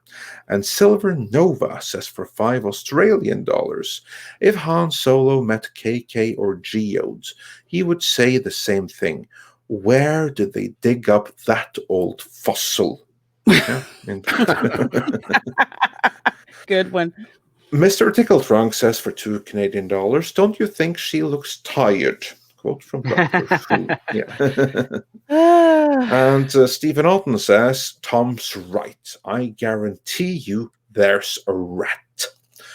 And Schwarzaj says for $5, I don't think Dave is a rat, especially with the rumors that KK wants to cancel Ahsoka's actress. Well, the difference there is Ahsoka was a character before the actress was involved. Gina was a different situation. And again, it may not be Filoni. It may be somebody else completely, but Favreau relies on Filoni for canon and story stuff.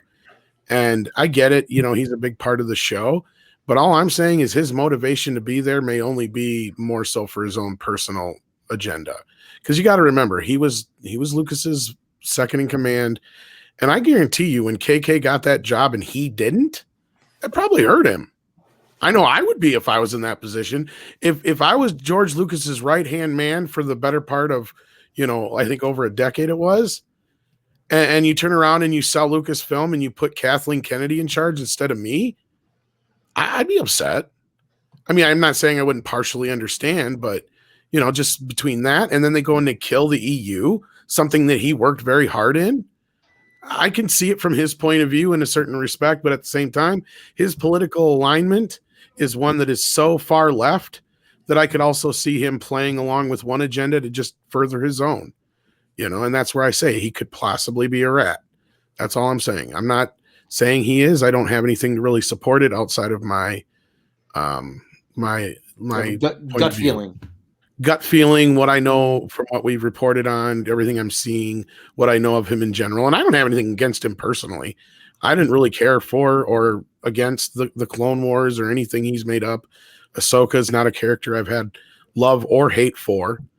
And you can go back and check on that. I've never been one to go out there and go, oh, fuck Ahsoka, I hate her ass, or anything like that. I've been like just indifferent to her. So there you go. And same thing for Filoni. I'm just going with what my gut tells me, like Rob said, and just kind of what I'm observing. Yeah, indeed. And then Blue North Bear says for $10, didn't the Chi-Coms buy up some studios? Could this be happening on purpose to destroy our culture and influence our politics? Politics is downstream from culture. Hashtag Breitbart was right.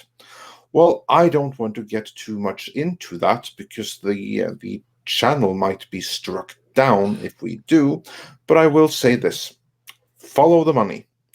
And then Rusher Q says for $10, hello Midnight's Edge, first super chat ever. I love all of you, and I wanted to give what I can to support you. Well, thank you. We appreciate that. Nice. Then he continues, you are truly the voice of the fandom. Keep it up, you national treasures, in plural. So, yeah, thanks for that. Thanks for the high praise. We really appreciate that in these less than bright days, let's say. Dr. Cataclysm says for $5, so let's get the fandom menace together and all of us buy stocks and then raise our voice. Honestly, that's not a bad idea. Not a bad idea at all. Not a bad it's idea at not. all. Keep an eye on the prices. It's one of the only Exactly. ways we can get our voices in there where it matters, and they have to start answering to us after a point. Yeah. Buy on the dip and buy big. What's the point of no return, though? I mean, what's well, that's the whole point, is we push to the point where the stuff gets good and the stock will go up and we'll all make money. It'll be a win-win for the Star Wars fans if we can get enough people on board. Because that's there's risk involved, though. Well, of course. Like, there's no guarantee, because like Disney's share price right now is inflated as hell. Mm-hmm. It's so overvalued. It's ridiculous, Andre. I mean, it's Andre. Here's my point, though.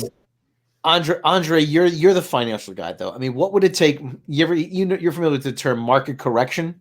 Yeah. I mean, what would it take for there to be a market correction? I mean, honestly, I can tell you, and I can tell you how they tried to safeguard against it. They did so in the previous investor meeting. Right now, the all of Disney is being propped up by Disney Plus, which is why they very strategically said that from here on out, we will no longer report Disney numbers or Disney Plus subscription numbers. We will only report it at our leisure when we have a major new announcement, like it breaking 100,000 or something like that. That's the only time you'll ever hear from them.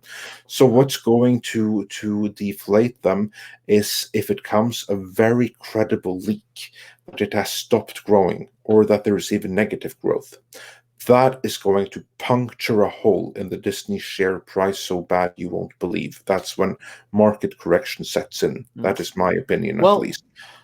Well, I don't want to get too deep in the weeds here, but I mean, don't they have to make their financials, all that information available to like the SEC or whatever? I'm not sure they have to, but correct me if I'm wrong. But I think that a company like Disney can go very far in a Ponzi scheme where they find all kinds of ways to prop up their numbers. And yeah, you have to do some reporting, but you can do. There's ways that you can manipulate such numbers. Culture, am I wrong here? No, you're 100% right, and it's exactly what I figure has been going on for quite some time. Again, I alluded to it earlier. I mean, you're talking about there's a criminal investigation, financial investigation right now into the misreporting of financial information, which you can't do. The whistleblowers actually filed a civil suit at this point, and I like I said, I mean, there's at least a couple of different investigations going on for that purpose. Mm-hmm. So it's.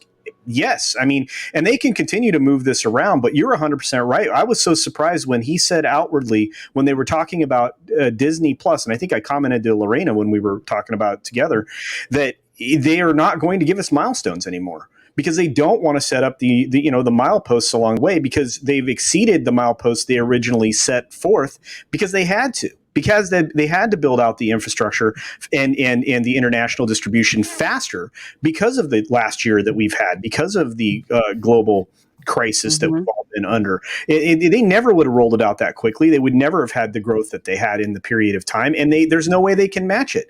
So they can't meet the expectations. So of course they don't want to reveal it. They have less transparency than ever, and they like it that way. Yeah, and also, and this is something that cannot be discounted. They are very, very tight with the current administration. They went very, very hard for that there, and for that, certain favors will be rewarded. There will be slightly less audits than there otherwise might have been. It's going to be really, really bad for there to be any real oversight. Basically, the short version of what I was saying without all the other stuff was like, Disney's one of those stocks that as long as you can get something like Star Wars going in the right direction, everything else will fall into place. And it's like one of the closest things you can get to a sure thing, as long as you can, keep things running. Like, I mean, Disney is one of those companies where they have so much going on that, yeah, Star Wars is a big part of it, that if they could just get that up and running correctly and making money again, that everything else would be fine, probably. That's what I was kind of getting at. But again, I know there's risk involved with any stocks, obviously. So. Yeah. On that note, Mexican Iron Man, I'm going to jump a little bit here, says for $14.99, muchos gracias, amigo. I've run a CPA audit firm for 17 years, and I assure you of this.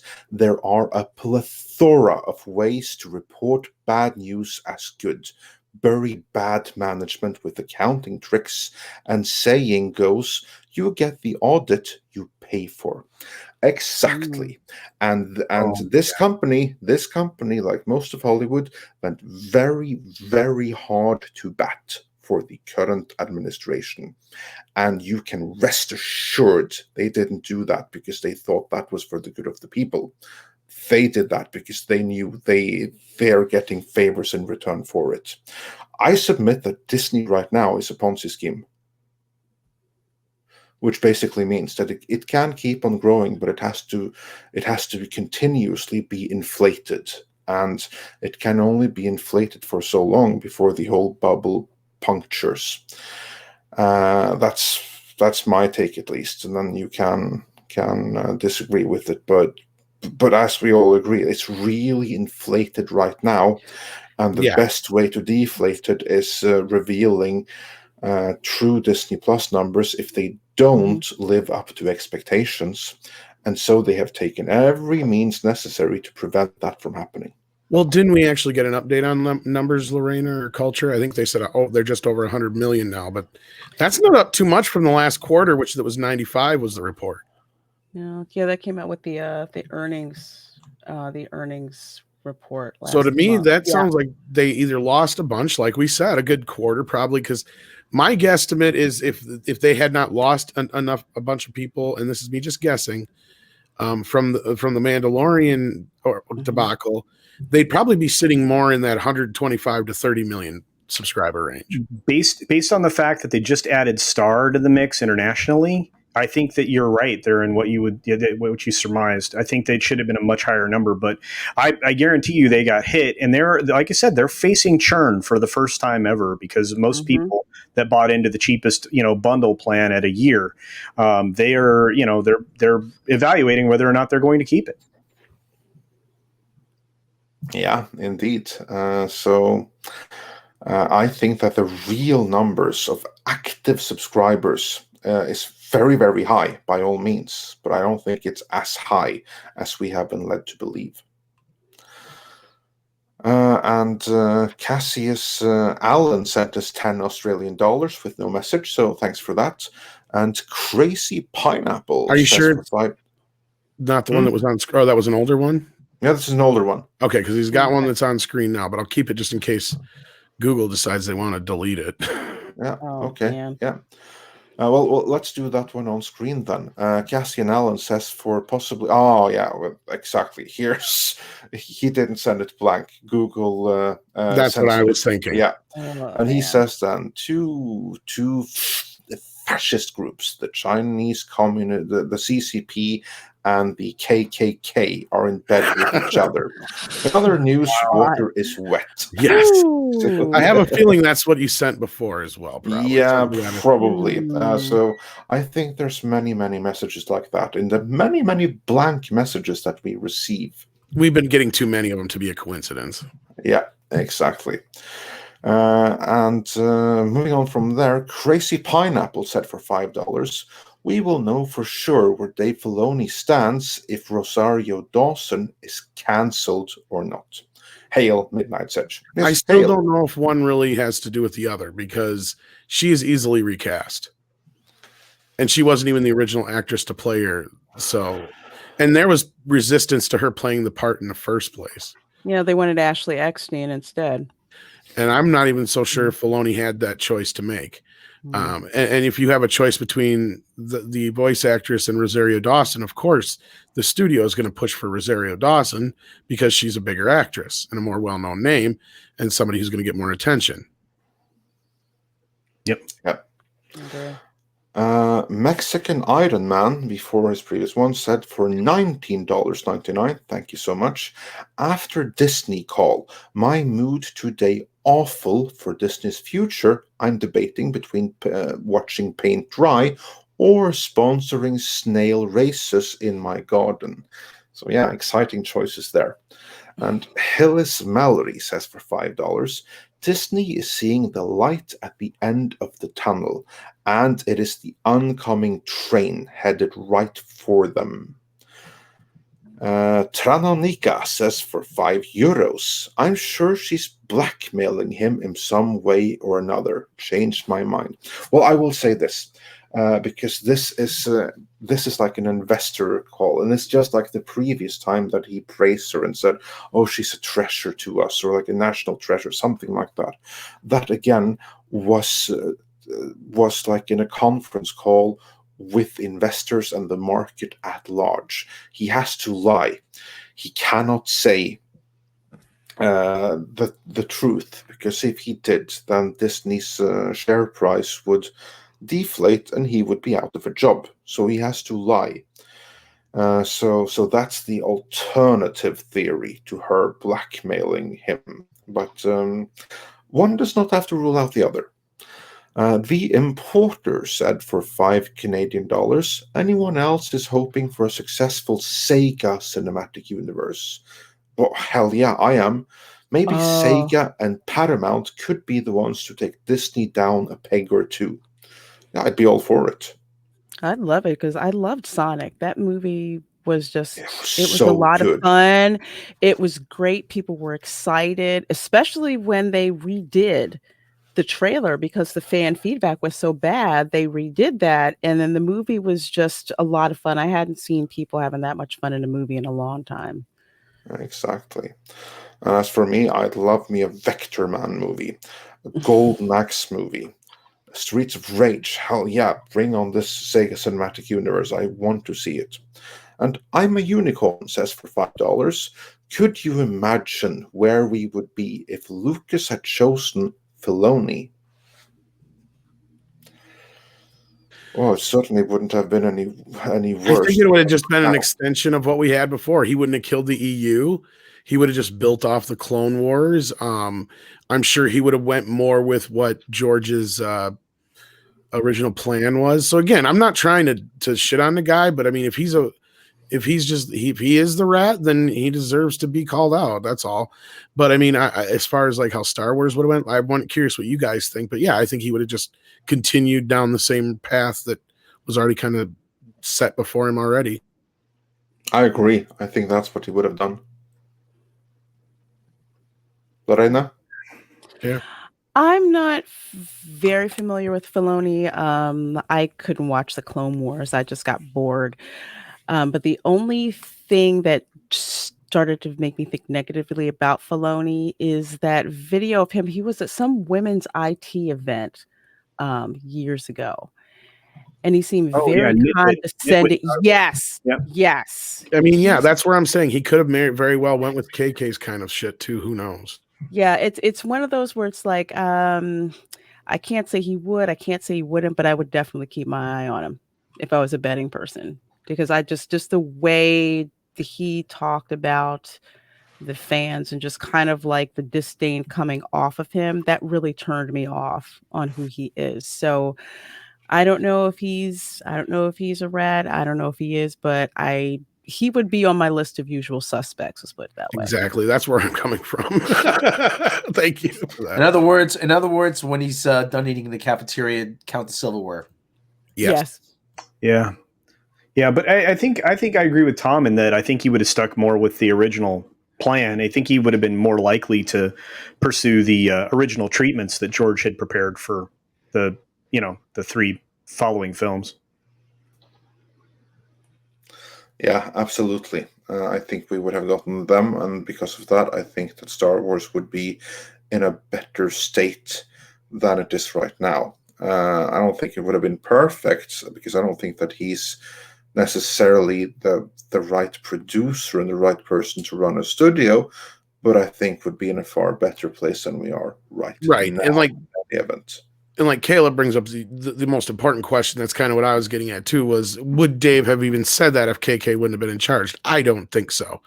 But it doesn't mean that he doesn't feel that way, and he's not one of those male feminists either. That's the other thing that he's oozed through his anytime he's talking, he sounds like another Joss Whedon. Well, maybe did he even attend this this conference out of his own free will, or was he just Dave? We want you to represent Lucasfilm and Disney at this conference. I don't remember the context of the conference. I just remember he was kissing KK's ass and really shitting on the fans and talking up Ray and stuff, from my recollection.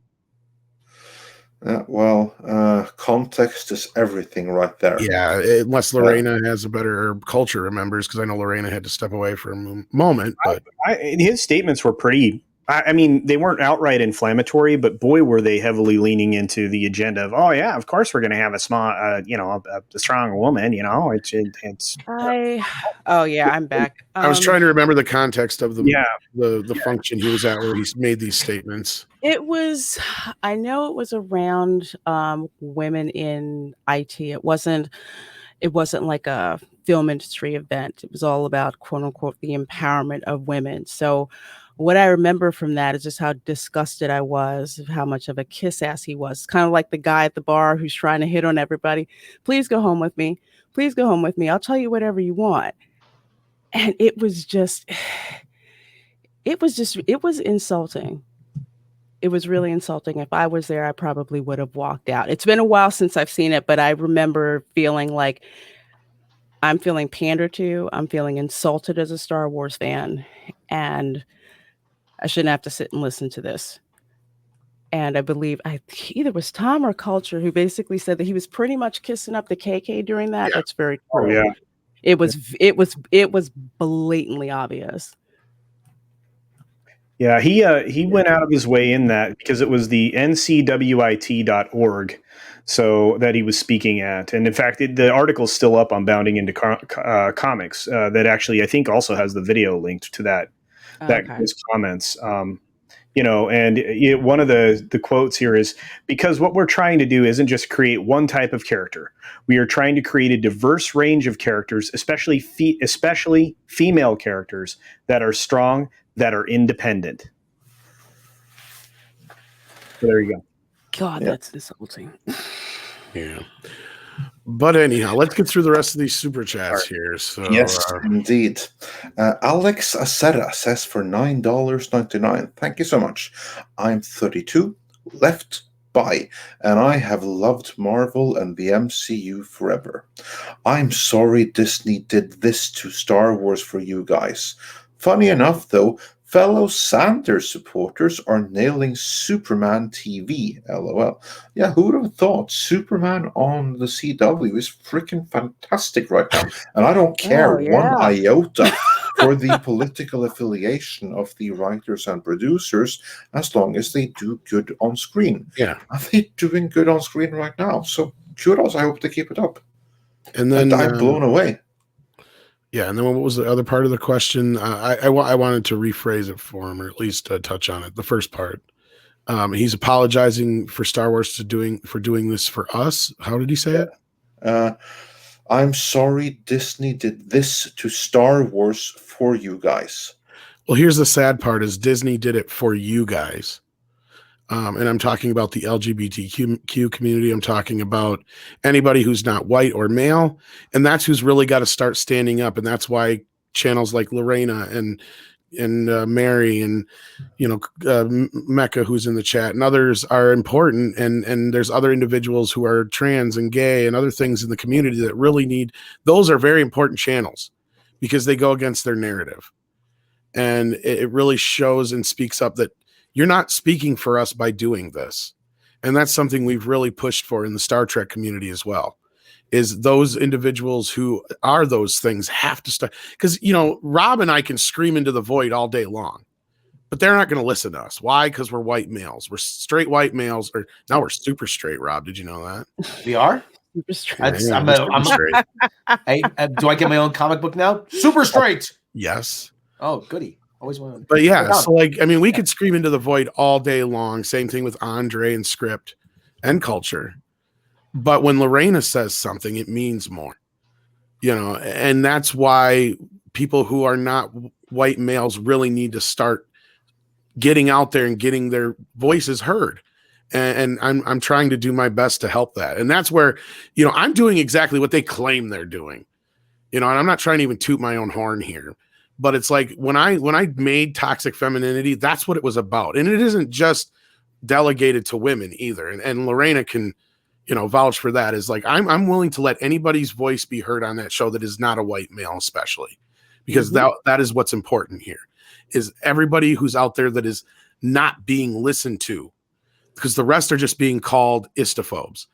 It's really hard to do that when, the people that are being so-called, allies to them are really not speaking for them.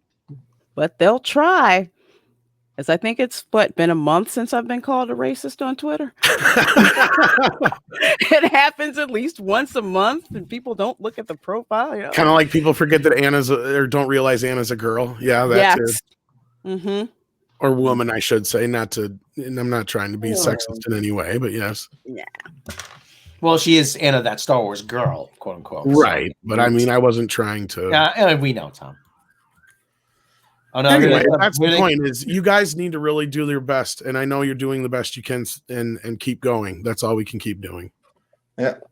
And then Geno X 1987 says for $5 Canadian, we need a strong female lead. No, that's too strong. No, she's too likable. Filoni is ruining our subversion by making it good. Stop it. Yeah, that's although I do think it's actually more Favreau than Filoni. It's like Favreau is the one that Kennedy really wants to take down, as I've said or as we've said, I should say, in earlier videos. She just wants to get rid of Favreau and the Mandalorian altogether. And so far, she's winning. The war is not over, but so far, she's winning. The Last Millennial says for $9.99. Question for Tom, Script, and Casino.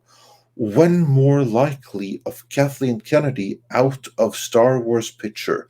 Before a new trilogy comes or after? Because that won't happen till 2024 at the earliest. So yeah, to reiterate the question, when will Kathleen Kennedy be out? Before or after the next trilogy? It all depends on when Indy 5 happens, but I think she'll be gone before it happens. I'm not so sure she had anything to do with getting Patty Jenkins on board. I still don't think Indiana Jones 5 is happening. I really don't. It will happen come hell or high water for her. That's what I've been hearing. I know that's like the first real property that she was ever in control of, but at the same time, the movement on it has just been so slow. Well, Culture, you've heard similar things that I've heard, and I think Script has too, and that's what she's really concerned with right now. Yes, is Indy 5. Yep, that's exactly what I heard. Yep. But Culture, it stars a straight white male. Yeah, but there's some interest. Again, are we on script number 3 now for this too? Script something like that. 4. Wow. Okay, yeah, I was like, okay, so we're there's set of scripts number 3 for Obi-Wan and 4 for Indy. So this tells you how quickly KK projects move forward. But anyway, Well, don't be surprised if there's a script out there with a as of yet unknown actress who plays Indy's long lost daughter. Yeah, we'll probably get a retread of Kingdom of the Crystal Skull at some point, and that'll be the script she goes with. Yeah. that would be such a bad retread. I'm sorry, Rob. That would be such a bad retread. I not even she could think that would be a good idea. Just remember, Spielberg walked away, folks. I just got to remind everybody of that. Mm-hmm. No, I mean, well, culture. Come on, this is the same person who thought the Han Solo movie was a good idea, and she had to wait until they were 3 months deep into shooting before she made a move and fired Lord Miller. Well, and I think Spielberg only did the 4th film for George. Well, the lesson here, though, is there's no bottom to what she's doing. But something that Spielberg always said that really kind of resonated with me that he learned from Jaws is that he would never let one of his franchises get out from underneath him again. That's really telling in this situation, if you ask me. I'm sure he'll still be an executive producer, but I don't know. When he left the project, that was really telling to me. He was willing to wash his hands of it, I think. And he probably saw where it was going, and he said, "That's it. I've had enough." As a fan, when I heard that, I was just done. Yeah. Moving on, Roof Korean is John Galt says for $5.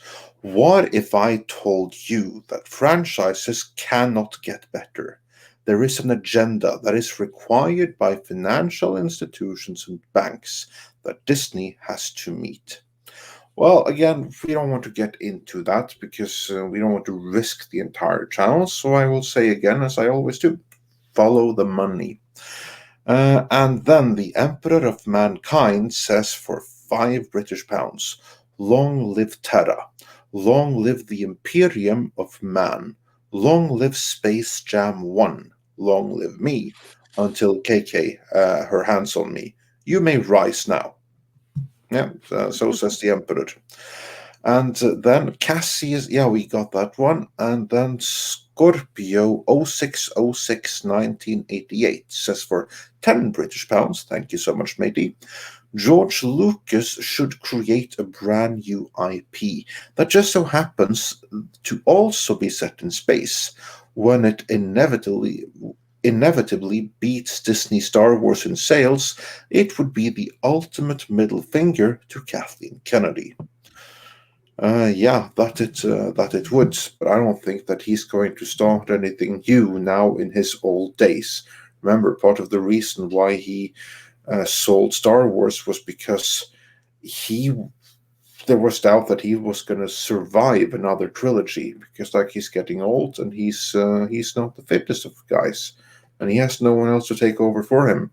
That's a big part of the reason why he sold to Disney in the first place. So it would be cool, but I wouldn't hold my breath for that. Alex Acera says for $4.99. Oh, Andre, you mentioned Kevin Feige is now allowed to use OG Spider-Man characters. What will that most likely look like? Zendaya becomes Mary Jane Watson? No, it will look like the established characters will continue just as that. And the characters from the comics will remain in the comics. That's how that will look like. I believe I was the one who brought that up, and I just brought it up as a plausibility that the door was open now since they have the deal elongated. And, even what's his face? Tom Holland has said, he's only signed up for X amount more, but he's more than willing to continue. And I'm willing to bet that Rothman will be like, keep it going, keep it going. And as far as them reintroducing those characters, I was just saying like that's a possibility now in the multiverse. But again, it'll be interesting to see now after how we saw WandaVision play out. That really kind of chapped a lot of people's asses on the whole idea of this thing. I feel like they really pulled a bad move with that. Absolutely, they did. And So, for those who don't know what I'm talking about, I don't want to spoil anything. So, but basically, like they kind of pulled a switcheroo on us. I'll put it that way. in the worst way possible, I might add. A bait and switch. Yeah. We didn't hear that from you, Lorena. Just like really quickly, how ecstatic were you with how WandaVision finished? Not real ecstatic.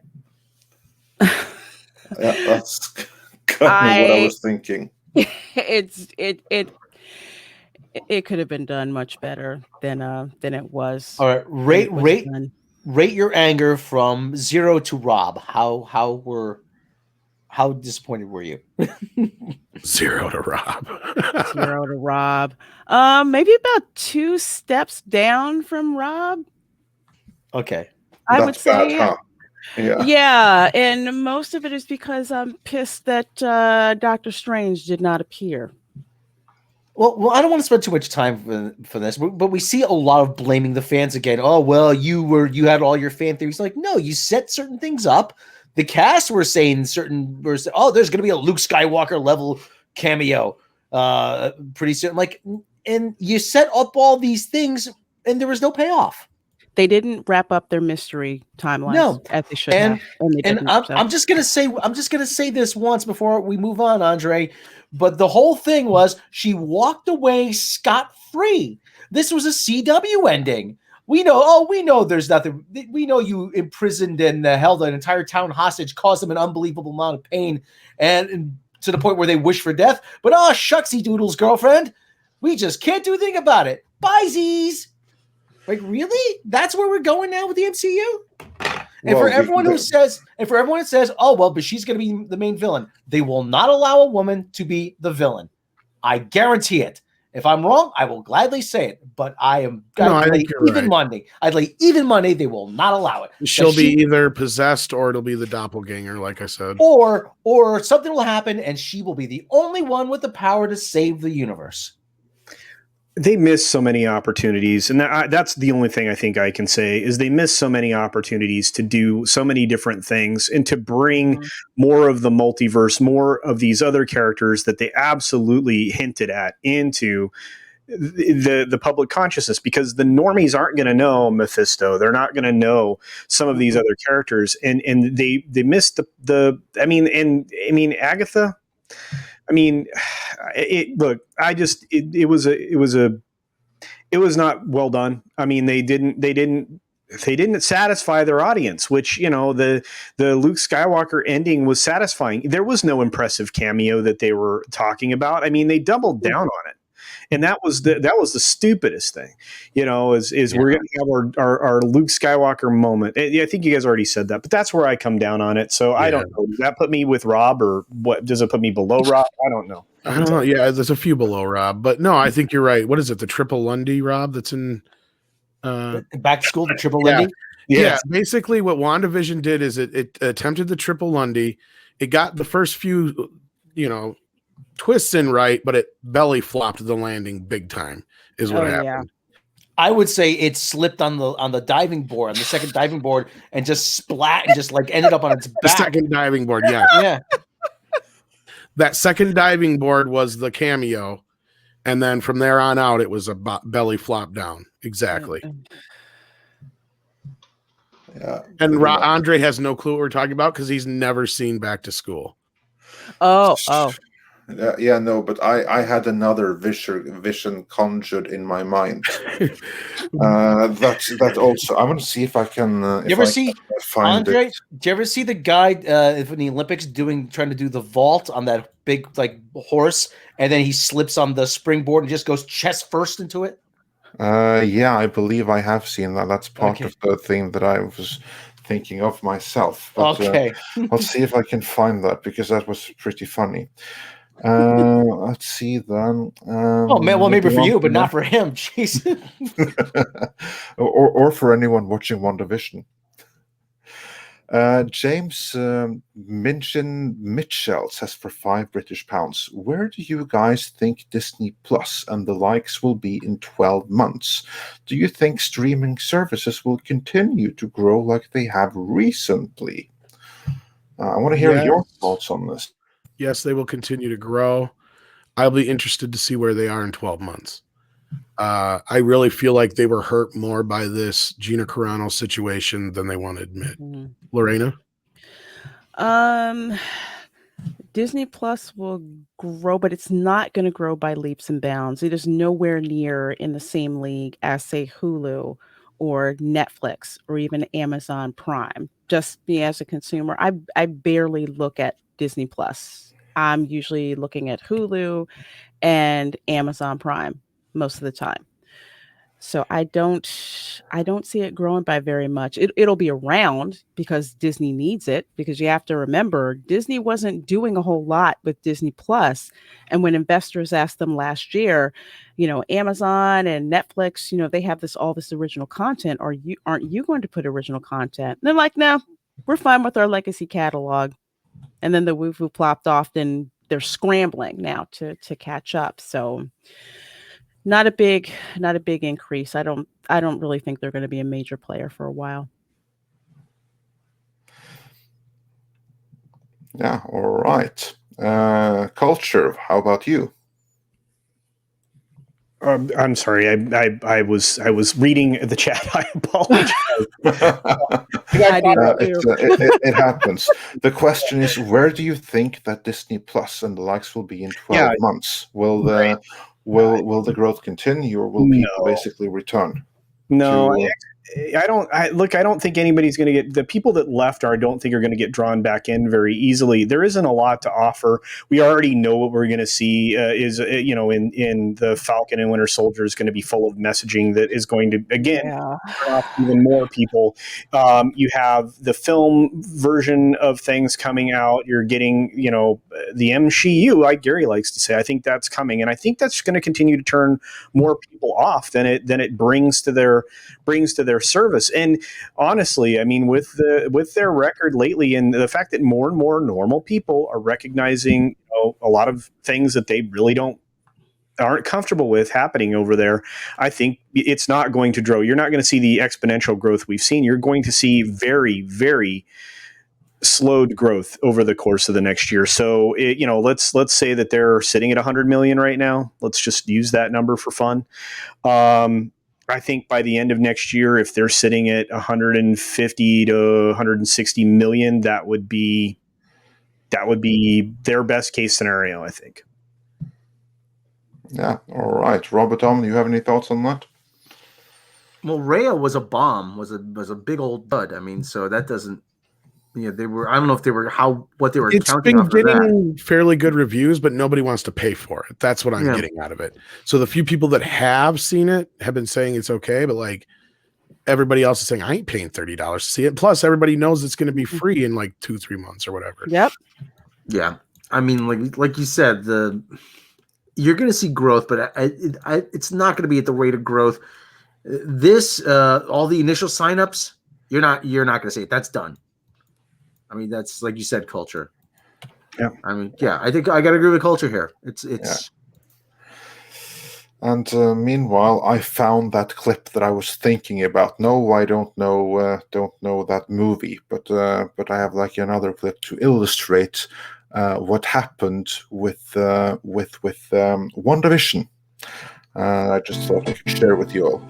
No milk today, my love has gone away. The bottle stands forlorn, a symbol of the dawn. No milk today. We're still getting it clean, so let's put Hayes there. Passing by, don't know the reason. Yeah. No milk today. Okay. Oh man, bless him. No milk today. It Oh no! Hey, come on, bro. No milk today. He was gay. Tonight today becomes a shrine when a dead can be born. Just to no milk today. I've seen this one Oh, about a that's million funny. times. Yeah. I've never seen that. That was pretty hilarious. accurate. Indeed. And congratulations, Andre. He shared that and played it all by himself. Yeah, I'm learning. I think that's the best milk commercial I've ever seen. So. Yeah, that's Norwegian commercials for you. I love it. It's hilarious. Yeah, what Oh, little yeah. Norwegian television I did see when I was over there, they do have some really good commercials. So yeah, so that's what I was like thinking. That's like the perfect illustration of WandaVision right there. You really blew that up. So yeah, As we have a saying, you can't stick the landing. Yeah, so that's WandaVision. Yeah, a lot of examples there. yeah, absolutely. I thought that would give you all a nice chuckle, like some really nice classic clips in there. Probably should have muted the audio, but hey ho, can't have everything. Moving on from there, then we have. Oh yes, Diego Flores says the blank super chat thing pisses me off since the first time it happened was a story about the trans friend. Yeah, you see there, like that's YouTube trying to keep everyone safe, and that's what happens. Star Trekker 58 says for 10 Australian dollars. Hey guys, I think Kennedy was smart. Knew who to hang around to make her look good. Played Lucas and others, which is her real talent. Proven now as no talent hack creatively, but too late. Yeah, pretty much. And Geno X 1987 says for 20 Canadian dollars, thank you so much. Speaking of Sonic, I don't know if you know anything about the comics and all TV shows, but there is huge lore to draw upon to make big movies like the Transformers movies, especially a Western character named Sally Acorn.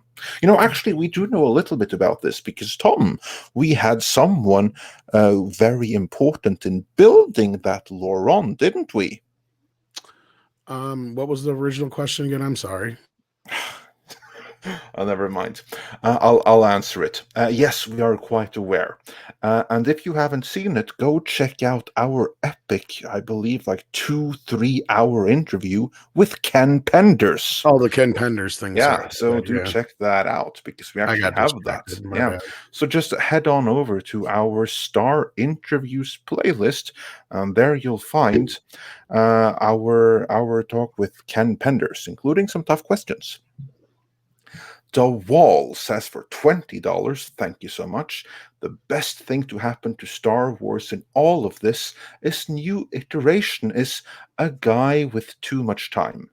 A YouTuber with Trump derangement syndrome who wrote rather decent stories of Star Wars universe being invaded by Warhammer 40k. So anyway, moral of the story is check out a guy with too much time on YouTube. And thanks for the super chats. Chris Stewart says for 5 Canadian dollars, KK will be gone before the next Star Wars celebration. Yeah, we shall see. We can always hope.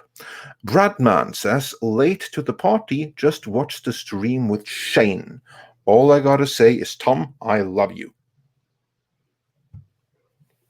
And Thank you Tom, for that. we really need a supercut of that whole Shane debate. I know. I actually presented that idea to Rob because I'm like, dude, because I don't know if I can look at it objectively. Like I'm so involved in it that I'm sure there's things that I'll cut out or not cut out that I probably should or shouldn't. I don't know. I don't know if I'm the right person to edit that.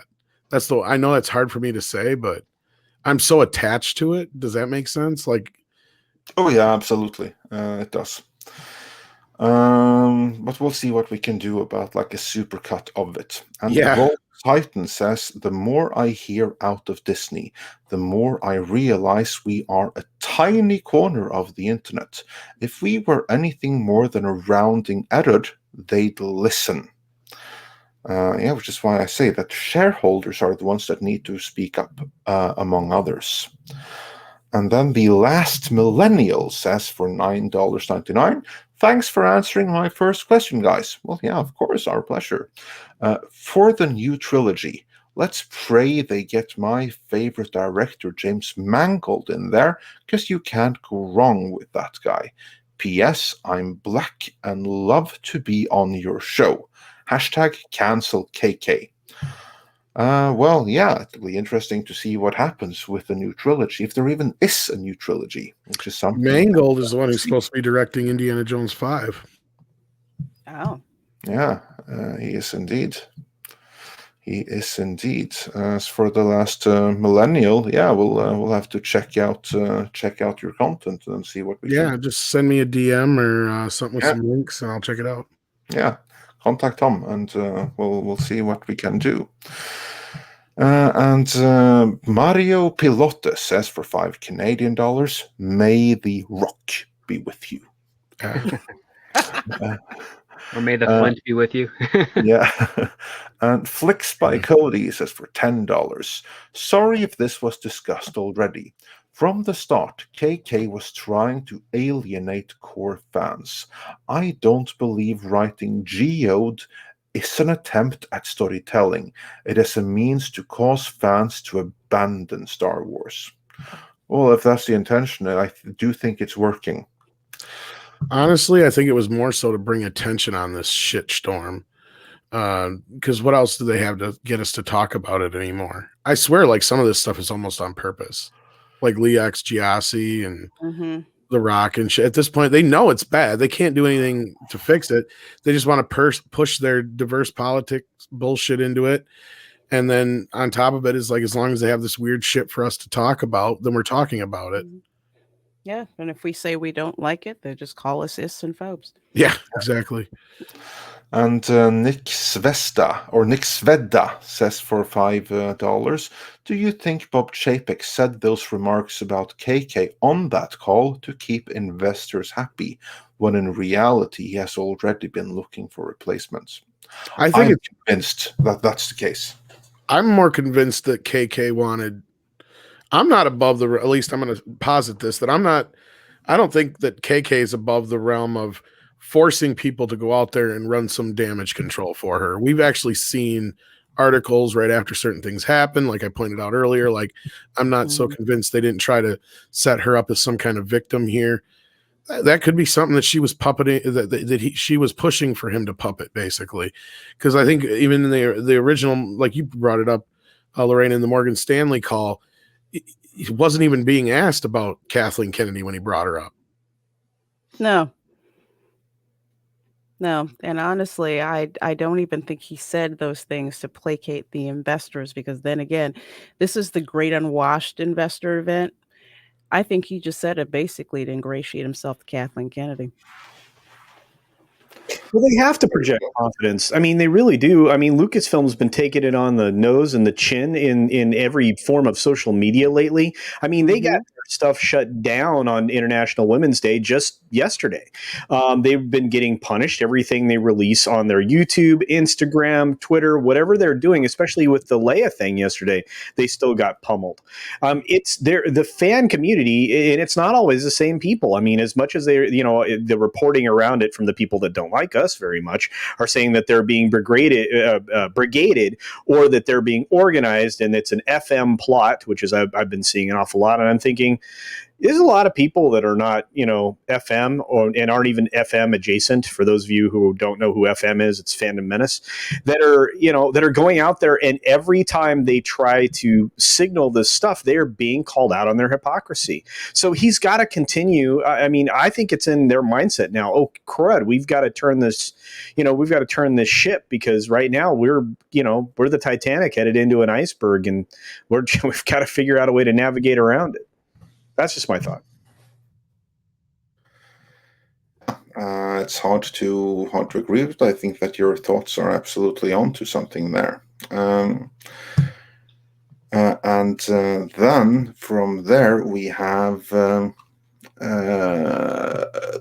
Rubber Band Man, who says, "Why is Kevin Feige going down this MCU path?" Reina, your thoughts on that? I think he's going down that path because, well, one, you've got a CEO of diversity and inclusion. So there is this big, huge push for this type of diversity that's going on. That's what they're looking to do. They're all into this female empowerment type of thing. And in a way, I had to say it. It's like Feige's just doing what the upper echelons of Disney are telling him to do.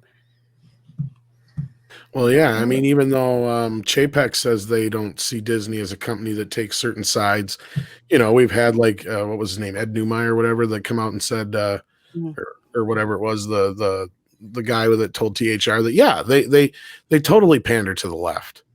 Oh, And I think that's what the wording that Chapek was saying was like, yeah, we don't see ourselves on one side or the other. We're just going with what's right, and what they see as right is that.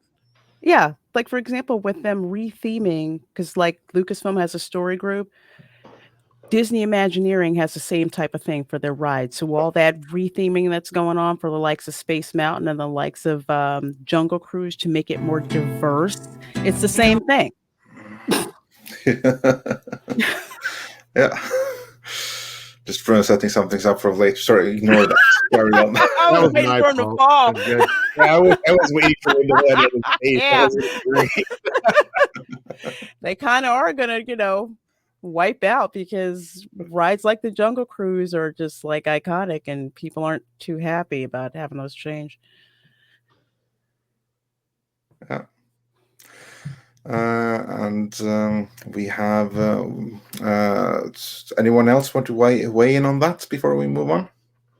The MCU.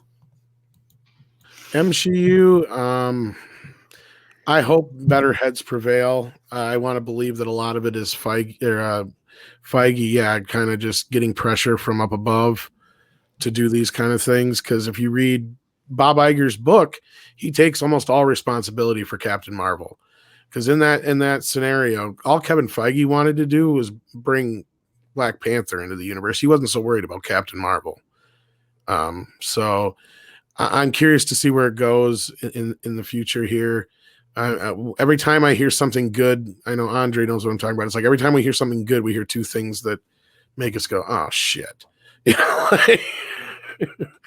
So hopefully things get better, but I don't know. I'm not holding my breath. Yeah. And then we have Thornton Wager, who says for $4.99, I read today that there is a chance that there are clauses in Kennedy's contract from before the purchase, drafted by George, that protects her. Oh, I guarantee you that's the case.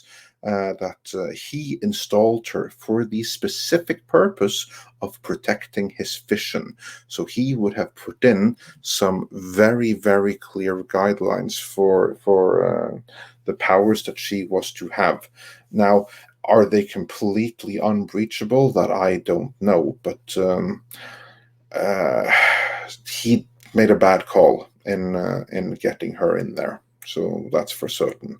And Kevin Cassidy says, could Ralph Boner be a Deadpool Easter egg or seed? Doubt it. Really doubt it. I don't. Who's it? Jackie Schaefer, the person who was the showrunner on WandaVision. I don't think she's that clever. No.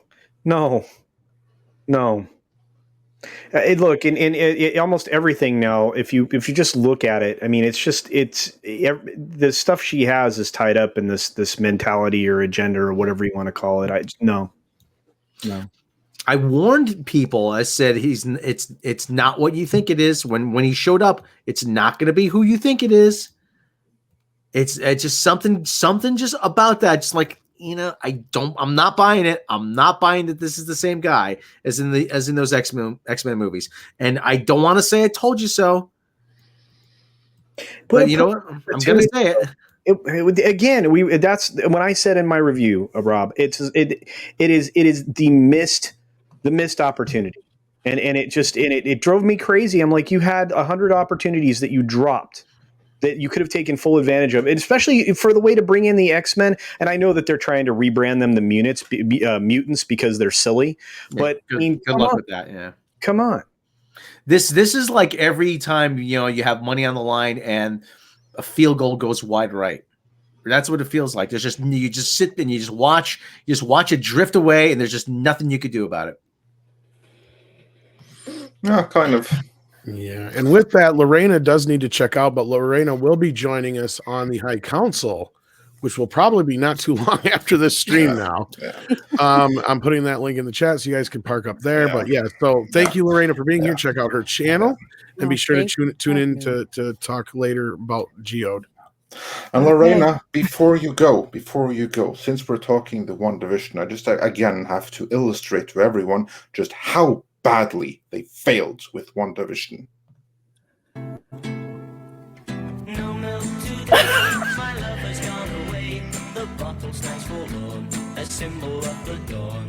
No milk today, it seems a common sight, but people passing by don't know the reason why. What's that? No milk today, it seems a common sight, but people passing by don't know the reason why. No milk today. This is more like the investor meeting today than it is Mandalorian. The original one was more like Mandalorian because they had good starts and ended badly. These are all like just fucking up from the start. Oh, that so captures my feelings so well.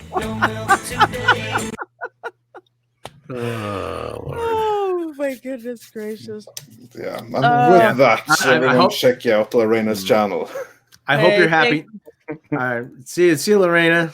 Okay, I'll see you guys. Thanks to you so much. soon. I just want to say I dropped a quick video on my channel because I was just so cracking up at the answer that Bob Chapek gave about Kathleen Kennedy being around. So there's a quick 2-minute video on my channel. So please do check that out. I'd appreciate that. All right, throw that link in the chat so people can check that out after the show and in between, and we'll see you on the High Council.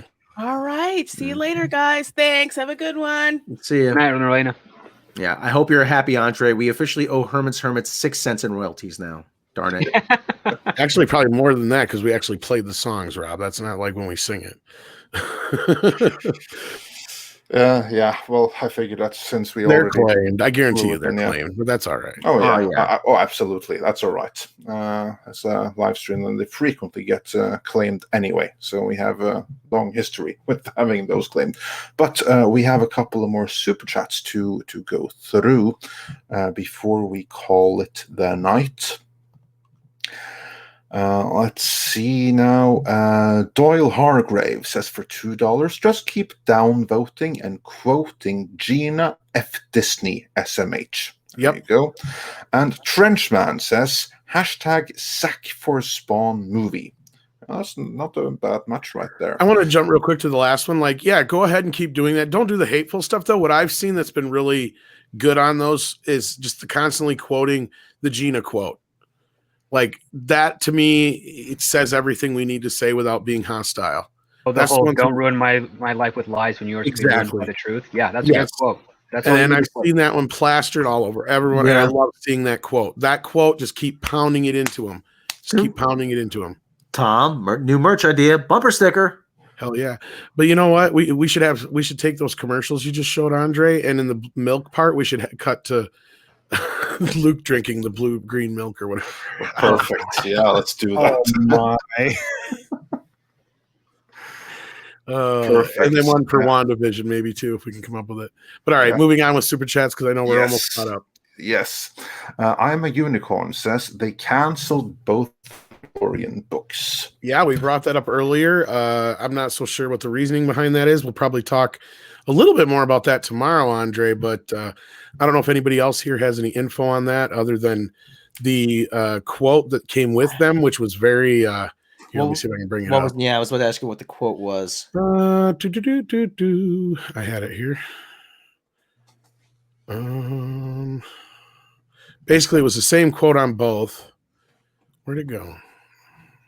Reevaluating our publishing efforts, yada yada. Yeah, it was like since the show is ongoing. Did you have it, Culture? No, I had it earlier and I don't have it anymore. I know. I just had it here in my messages and now I lost it. Crud. I think it was in the Mead. Was it in the Mead group? It's not the Mead group. And I forgot which one it was in. Damn it. That's how prepared I was for that. Sorry. But yeah, it was the same exact quote for both books. And one book was, I think, just the continuing story in novels and side stories. And the other one was the actual visual. Yeah, the ultimate visual guide. So the news first broke when DK Books tweeted that due to the ever expanding world of The Mandalorian, we will no longer be publishing The Mandalorian Ultimate Visual Guide at this time, as the story continues to unfold on screen. That book was set to be written by Lucasfilm's Pablo Hidalgo. A minute later, Del Rey tweeted that due to the ever-expanding world of The Mandalorian, we will no longer be publishing the Mandalorian original novel at this time as the story continues to unfold on screen. You know what that tells me? Get Gina's character, Cara Dune, out of these books. That's now. a big part of it, and Matt and I also probably think they're not sure where the hell the third season's going, if there is going to be a third season. Man, what a waste. Because you know darn well there was going to be an entire entry dedicated to Cara Dune. Well, and a few people had brought up a few points, though. I mean, as far as the one novel's fine, but like the visual dictionary, you just take out the bits with her. That's not that hard to do, Rob. Yeah, I know, but still, I mean, it's the idea, though. They have to. I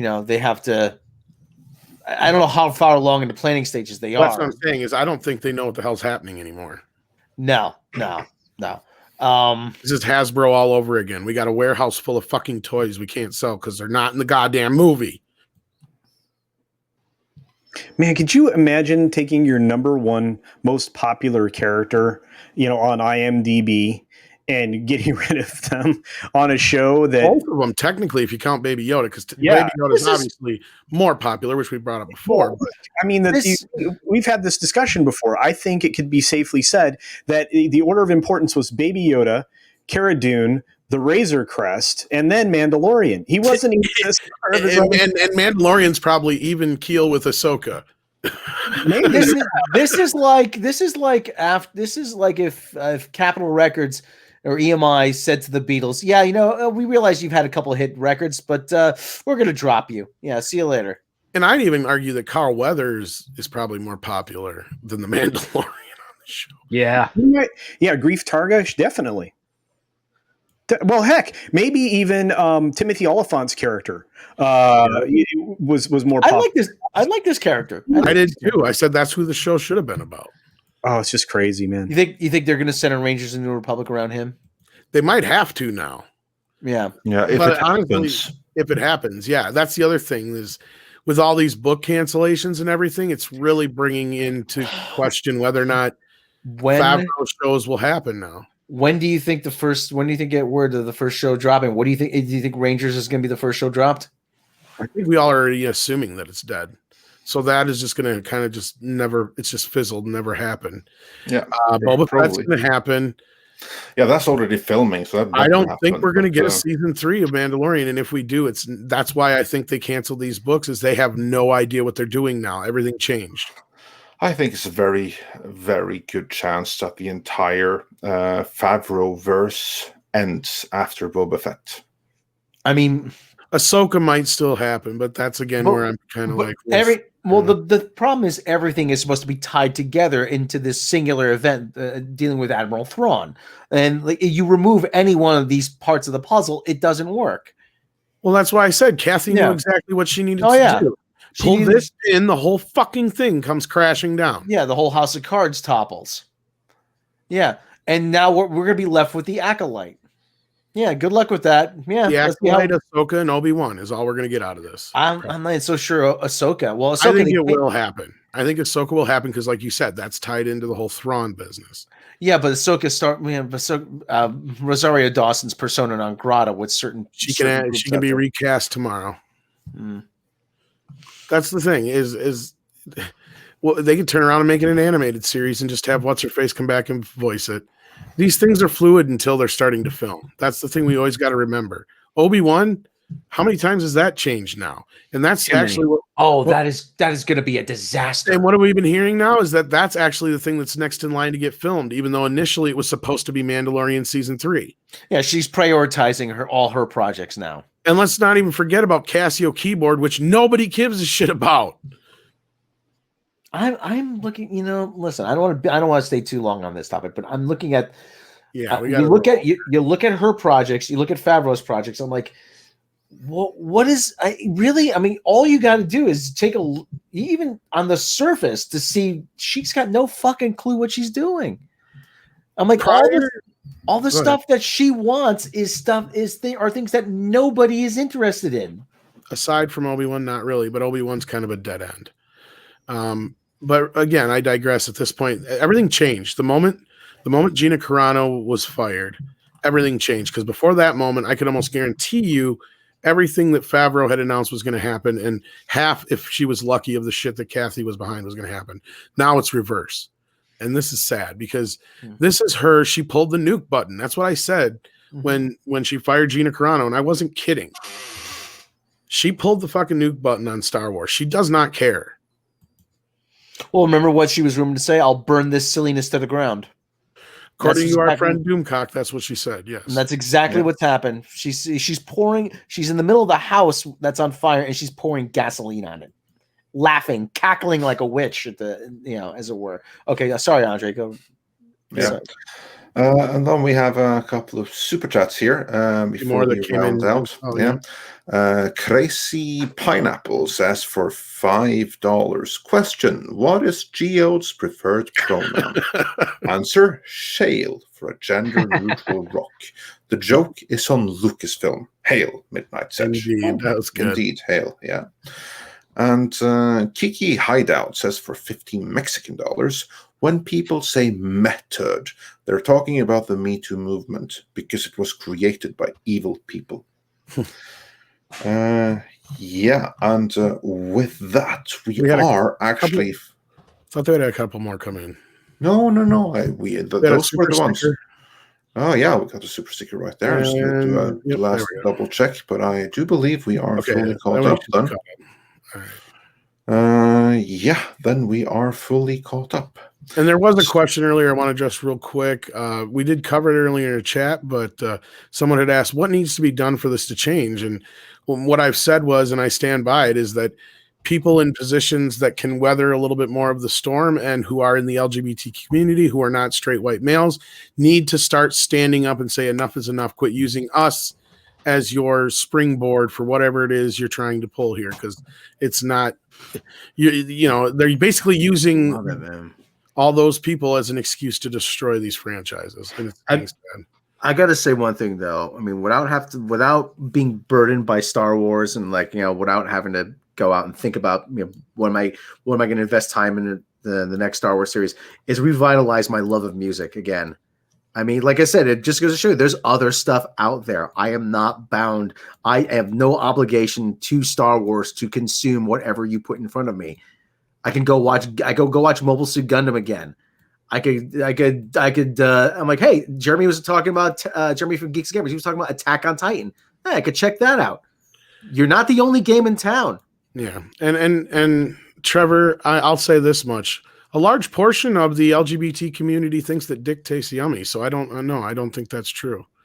I think it's being very misrepresented by the media right now, because I know a lot of people in the community that just feel the same way. They're being misrepresentative of what their lifestyles are like, what they want out of their entertainment, and the fact that they're basically being used as a springboard. But more people got to speak out on it. It can't just be us.